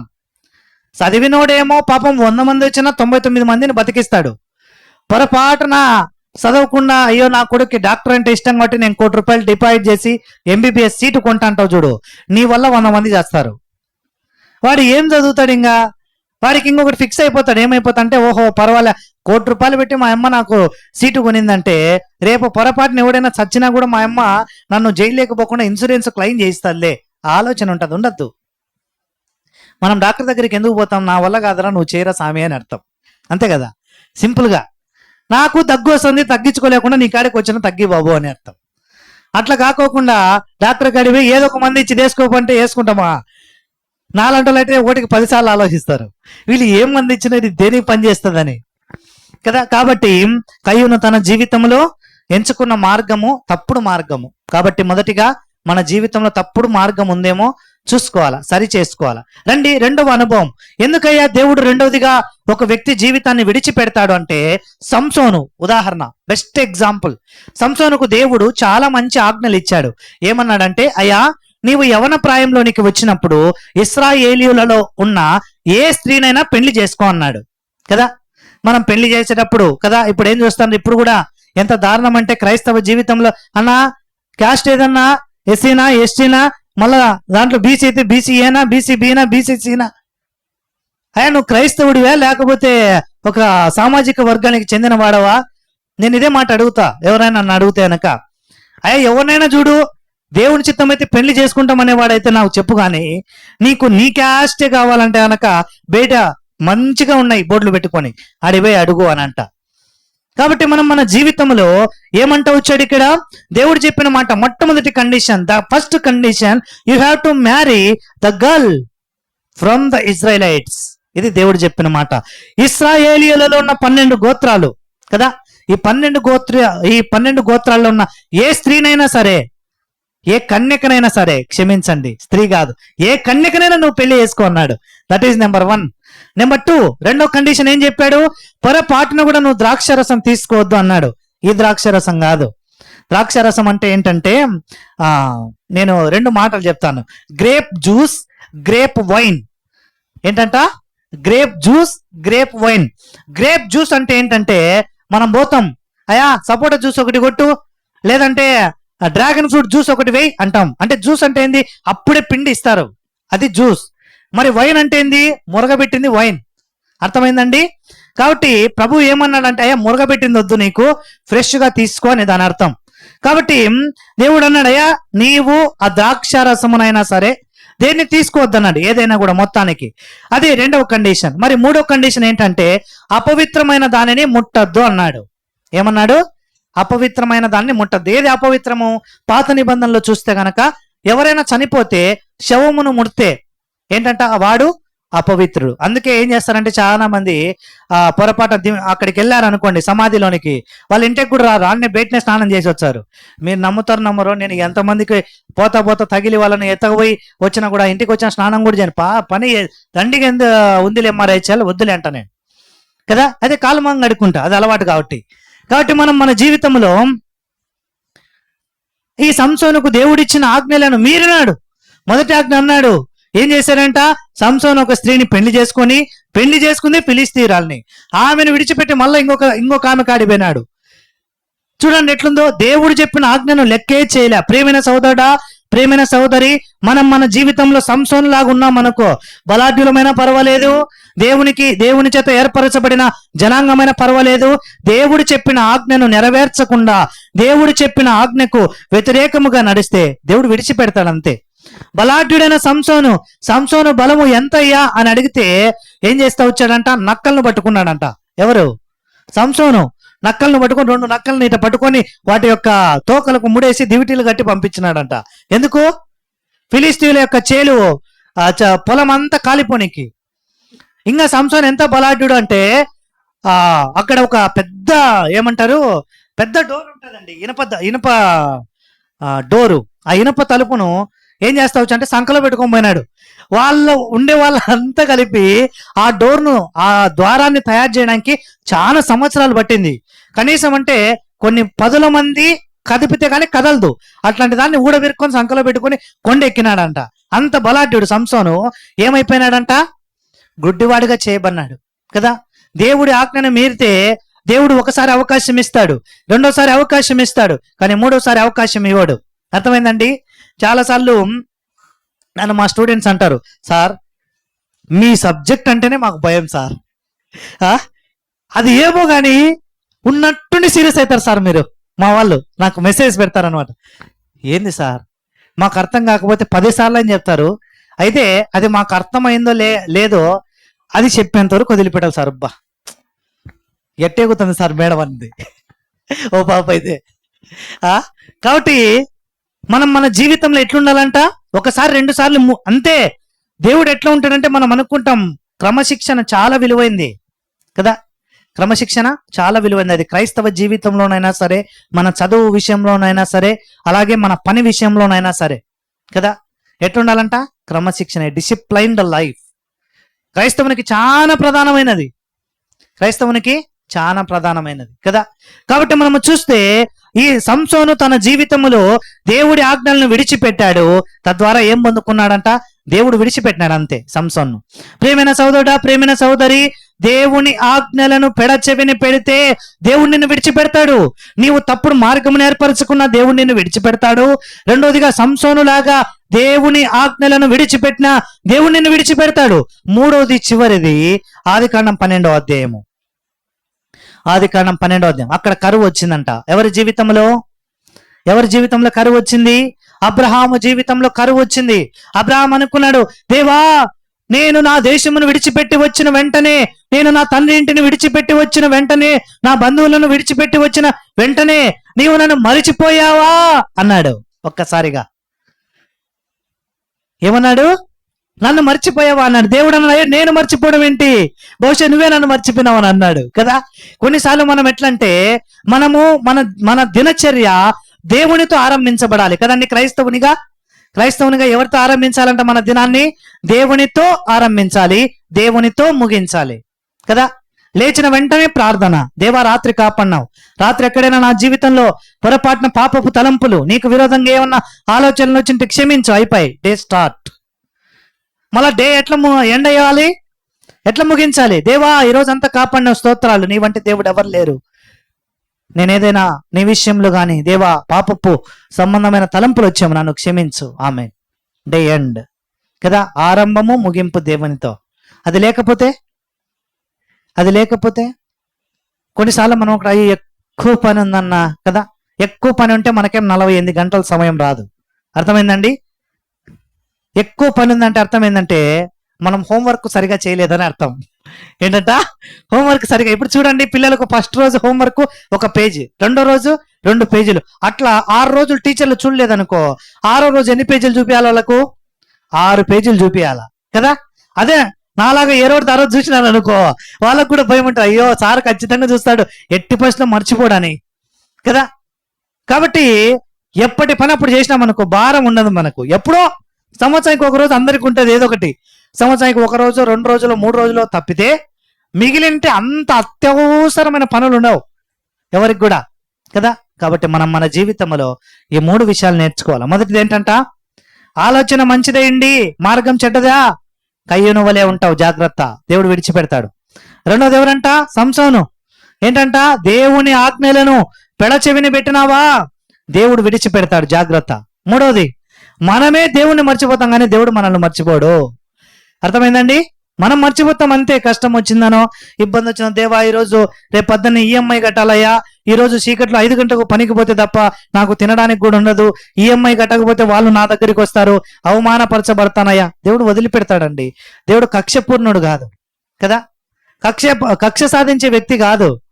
మనుషులైతే కక్ష సాధిస్తారు. దేవుడు ఎవరంట? కరుణా సంపన్నుడు, ప్రేమ కలిగినోడు. అయితే ఈఎంఐ అవసరం లేదు కానీ లెక్క కోసం పరిగెత్తే అప్పుడు మాత్రం పట్టుకుంటాడండి. నిన్నైనా నన్నైనా పట్టుకుంటాడు దేవుడు. కాదు, రాత్రి నీకేమో ఉండిపోయా, వేసుకొని ఉండిపోయా, ఉండడానికి ఉండిపోయా, ఏంటికిరా బాబు అని దేవుడు ఇట్లా పట్టుకుంటే నేనేం చెప్తా? కష్టము నిజంగా అవసరం ఉంది, నేను ఈరోజు పోతేనే పని అవుతుంది, క్షమిస్తాడు దేవుడు. క్షమించే దేవుడు ఆయన. లేదు అనవసరంగానే మనము దేవుని సన్నిధిని, దేవుని మందిరాన్ని, దేవునికి ఇచ్చే సమయాన్ని దొంగలించినాం అనుకో, దేవుడు వదిలిపెట్టాడు, పట్టుకుంటాడు. కాబట్టి 3 విషయాలు, 3 విషయాలు 3 వ్యక్తులను పరిచయం చేశాను. మొట్టమొదటిగా కయ్యను, రెండోది సంసోను, మూడోది అబ్రహాము కదా. ఈ 3 అనుభవాలు మనలో ఏమైనా ఉన్నాయేమో ఒక్కసారి పరీక్షించుకొని బలం చేరుదాం. మోకరించండి, బలం సమీపించుదాం. దేవుడి మాటలు దీవించునుగాక.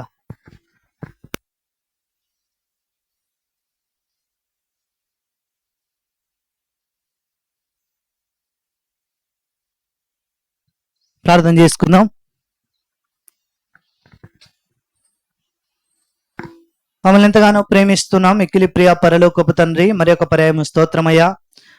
దేవా, ఆలోచన మంచిదయ్యుండి దేవా మార్గము చెడ్డదైతే కయ్యను వలె దేవా మీ ద్వారా విడిచిపెట్టబడతాము. సంసోను వలె దేవా మేము మీరు ఇచ్చిన ఆజ్ఞలను పెడచెవిన పెడితే మీరు మమ్మల్ని విడిచిపెడతారు. దేవా, మేము మిమ్మల్ని మర్చిపోవాల్సిందే తప్ప మీరు మమ్మల్ని మర్చిపోరని ఆదికాండం 12వ అధ్యాయం అబ్రహాము ద్వారా మరి ఒక పర్యాయం బయలుపరిచారు. దేవా, ఈ 3 విషయాల్లో ఒకసారి నన్ను మమ్మల్ని మేము పరీక్షించుకొని యోగ్యకరంగా ఉన్నామా లేదా అన్నది పరీక్షించుకొని బలం చేరుట కృపనిమ్మని యేసుక్రీస్తు నామమున స్తుతించి ప్రార్థించడి బ్రతిమాలి వేడుచున్నాం తండ్రి, ఆమేన్. కాబట్టి ఆయన ఒక రొట్టెను పట్టుకొని దాన్ని విరిచిది మీ కొరకైన నా శరీరము, నన్ను జ్ఞాపకం చేసుకున్నట్టుకై దీన్ని చేయడం చెప్పిన నేను. మా ప్రియ తండ్రి, మీ శరీరం నాకు సాదృశ్యమైన రొట్టెను సమీపిస్తుండగా యోగ్యకరమైన రీతిలో పాలు పొందుటకు కృపను అనుగ్రహించమని యేసుక్రీస్తు నామమున స్తుతించి ప్రార్థించడి బ్రతిమాలి వేడుచున్నాం తండ్రి, ఆమేన్.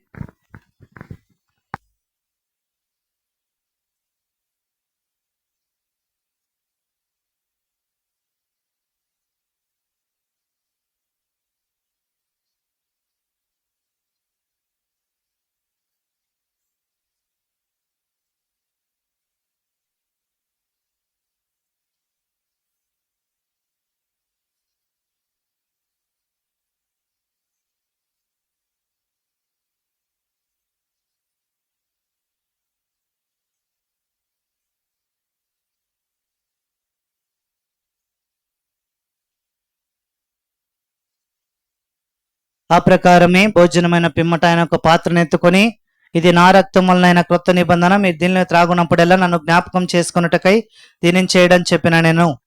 మా ప్రియ తండ్రి, మీ రక్తం నాకు సాదృశ్యముగా ఇవ్వబడిన ద్రాక్షరసంను సమీపిస్తుండగా యోగ్యకరమైన రీతిలో పాలు పొందుటకు మీ కృపను అనుగ్రహించమని యేసుక్రీస్తు నామమున స్తుతించి ప్రార్థించి అడిగి బ్రతిమాలి వేడుచున్నాం తండ్రి, ఆమె. ఎవరు సంసిద్ధంగా ఉన్నారో మీ కుడి హస్తం పైకెత్తి చూపితే ప్రభు యొక్క రక్తం నాకు సాదృశ్యమైన ద్రాక్షరసం మీకు అందించబడుతుంది. ఒక చిన్న చుక్క తీసుకొని పక్కన వారికి అందించండి.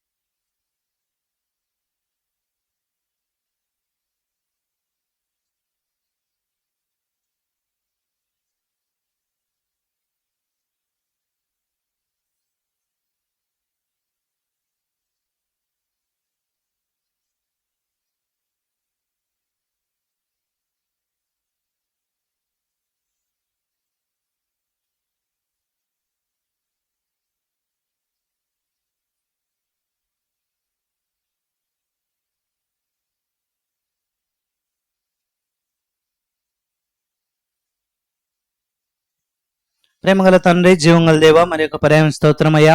ఇంతవరకు మీరు చెప్పిన కృపకై స్తోత్రాలు. మిగిలిన రొట్టె ద్రాక్షరసం అనేకులను చేర్చబడవలసిన వారిని సూచిస్తూ ఉండగా దేవ, మీరే అనేకులను రక్షణ ఆనందంతో నింపుతూ రండి. దేవ, ఎవరు అయోగ్యంగా పాలు పొందారో వారిని మీరే క్షమించి కరిగి పవిత్రపరచండి. మా దేశమును దేవ, అట్లా మా రాష్ట్రాన్ని, మా జిల్లాను దేవా, మా గ్రామమును మీరే కరుణించి రక్షణ ఆనందంతో నింపుతూ రావాల్సిందిగా ప్రార్థన చేస్తున్నాం. అట్లు తిరిగి మా తండ్రి బేతేలు సరిహద్దులను దేవ మీరే విశాలపరుస్తూ రావాల్సిందిగా ప్రార్థన చేస్తున్నాం. దేవా, అటు సీనన్నం బట్టి స్తోత్రాలు. దేవ కరుణించము. దేవ అన్న చేస్తున్న పనులు తోడుగుండండి. దేవ అట్లా నిహారికక్కను కరుణించి దేవ మీరే మంచి ఆరోగ్యంతో నింపి బలపరచండి. ప్రేమించి ఇచ్చిన పిల్లలను బట్టి స్తోత్రాలు. దేవ కరుణించండి. దేవ మంచి ఆరోగ్యం దయచేయండి. దేవ మీరే బలపరుస్తూ రావాల్సిందిగా ప్రార్థన చేస్తున్నాం. అట్లా రాజన్న కుటుంబాన్ని బట్టి స్తోత్రాలు. కుటుంబాన్ని కరుణించము, ఆర్థిక ఇబ్బందుల నుంచి విడిపించము. దేవా, ప్రభాస్కు దేవ మీరే మంచి ఆరోగ్యం దయచేయండి. దేవ సెకండ్ టైం దేవా తిరిగి బోన్ మ్యారో తండ్రి ప్రభా మరి విషయంలో మీరే సహాయం చేయండి. ట్రాన్స్ప్లాంట్ సక్సెస్ అవ్వగలుగుటకు దేవా మీరే కృపను చూపెడుతూ రావాల్సిందిగా ప్రార్థన చేస్తున్నాం. ఇది మనుషులకు అసాధ్యమే, కానీ దేవునికి సమస్తమును సాధ్యమై ఉన్నవన్న మాట దేవా మీ బిడ్డల పక్షముగా మీరే నెరవేరుస్తూ రావాల్సిందిగా ప్రార్థన చేస్తున్నాం. అటు తిరిగి మా తండ్రి కులాయమ్మక కుటుంబాన్ని బట్టి స్తోత్రాలు. అక్కను కరుణించండి. అన్నను బట్టి స్తోత్రాలు. దేవా అట్లు దేవ బిడ్డ శిరీషాన్ని బట్టి స్తోత్రాలు. బాబుని బట్టి స్తోత్రాలు. కరుణించము, కుటుంబాన్ని బలపరచి ఆర్థిక ఇబ్బందుల నుంచి విడిపించండి. అటు తిరిగి మోసమావని బట్టి స్తోత్రాలు. అతను బట్టి స్తోత్రాలు. కరుణించండి. చిన్న భవిష్యత్తు కొరకు ప్రార్థన చేస్తున్నాం, సహాయం చేయండి. దేవా అట్లాగూ శిరోమంజేజని బట్టి స్తోత్రాలు. కరుణించము, మంచి ఆరోగ్యం దయచేయము. మీద అవసరాలని నన్ను కరుణించండి. ఇరువురిని మంచి ఆరోగ్యంతో నింపండి. సంపూర్ణమైన బహుమానం కొరకు సిద్ధపరచండి. అట్లా అమ్మ నవ్వను బట్టి స్తోత్రాలు. కరుణించని, మంచి ఆరోగ్యం దయచేయండి. చిన్నవని బట్టి స్తోత్రాలు. కుటుంబాన్ని కరుణించండి. కుమారమామ కుటుంబాన్ని, దేవమ్మ కుటుంబాన్ని, దేవ అట్లా రవిమామ కుటుంబాన్ని మీరే కరుణించి బలపరచము. అటు తిరిగి మా తండ్రి కమలమ్మ జేజీ దేవ అట్లా సుబ్బబ్బను బట్టి స్తోత్రాలు. కుటుంబాన్ని బలపరచండి. దేవా కుటుంబాన్ని మీరే తండ్రి ప్రభు మరి ఆత్మ సంబంధమైన ఆశీర్వాదములోనికి మీరే సంపూర్ణంగా నడిపించండి. దేవ వృద్ధాప్యంలో ఉన్నారు, మంచి ఆరోగ్యం దయచేయమని ప్రార్థన చేస్తున్నాం.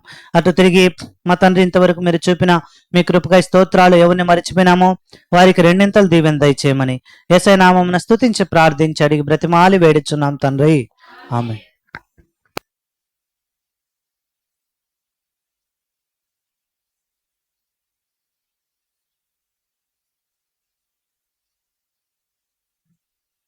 ఈ సమయంలో లేచి నిలవబడి పాట పాడుకుందాం. పాట సంఖ్య 603, 6వ చరణం, 7వ చరణం.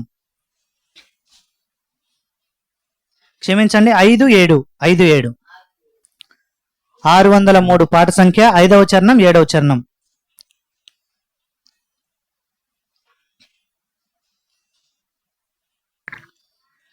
పక్షిరాజు వలే ప్రభువు రేఖలతో మమ్ము మోయున్. పక్షిరాజు వలే ప్రభువు రెక్కలతో మము మోయున్ అలసటలేక మము పట్టుకొని ఆకాశము నడుపును అలసటలేక మము పట్టుకొని ఆకాశమున నడుపును రక్షణము రక్షకుడే తెలుపును పర్వత శిఖర శ్రేణుల వలెనే నిశ్చలమైనది పర్వత శిఖర శ్రేణుల వలెనే నిశ్చలమైనది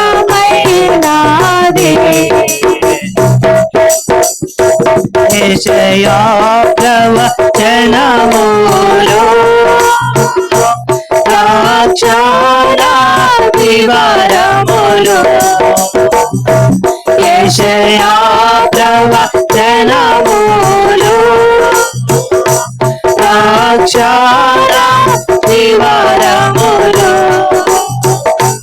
శిఖర శ్రేణి అనుభవములు శిఖరముపై పొందుము శిఖర శ్రేణి అనుభవములు శిఖరముపై పొందుము రక్షణ ఔన్నత్యము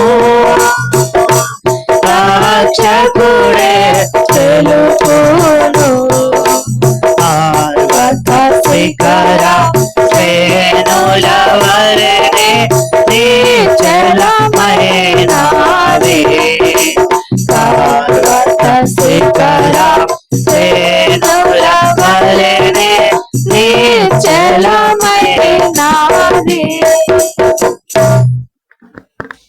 చివరి ప్రార్థన చేసుకుందాం.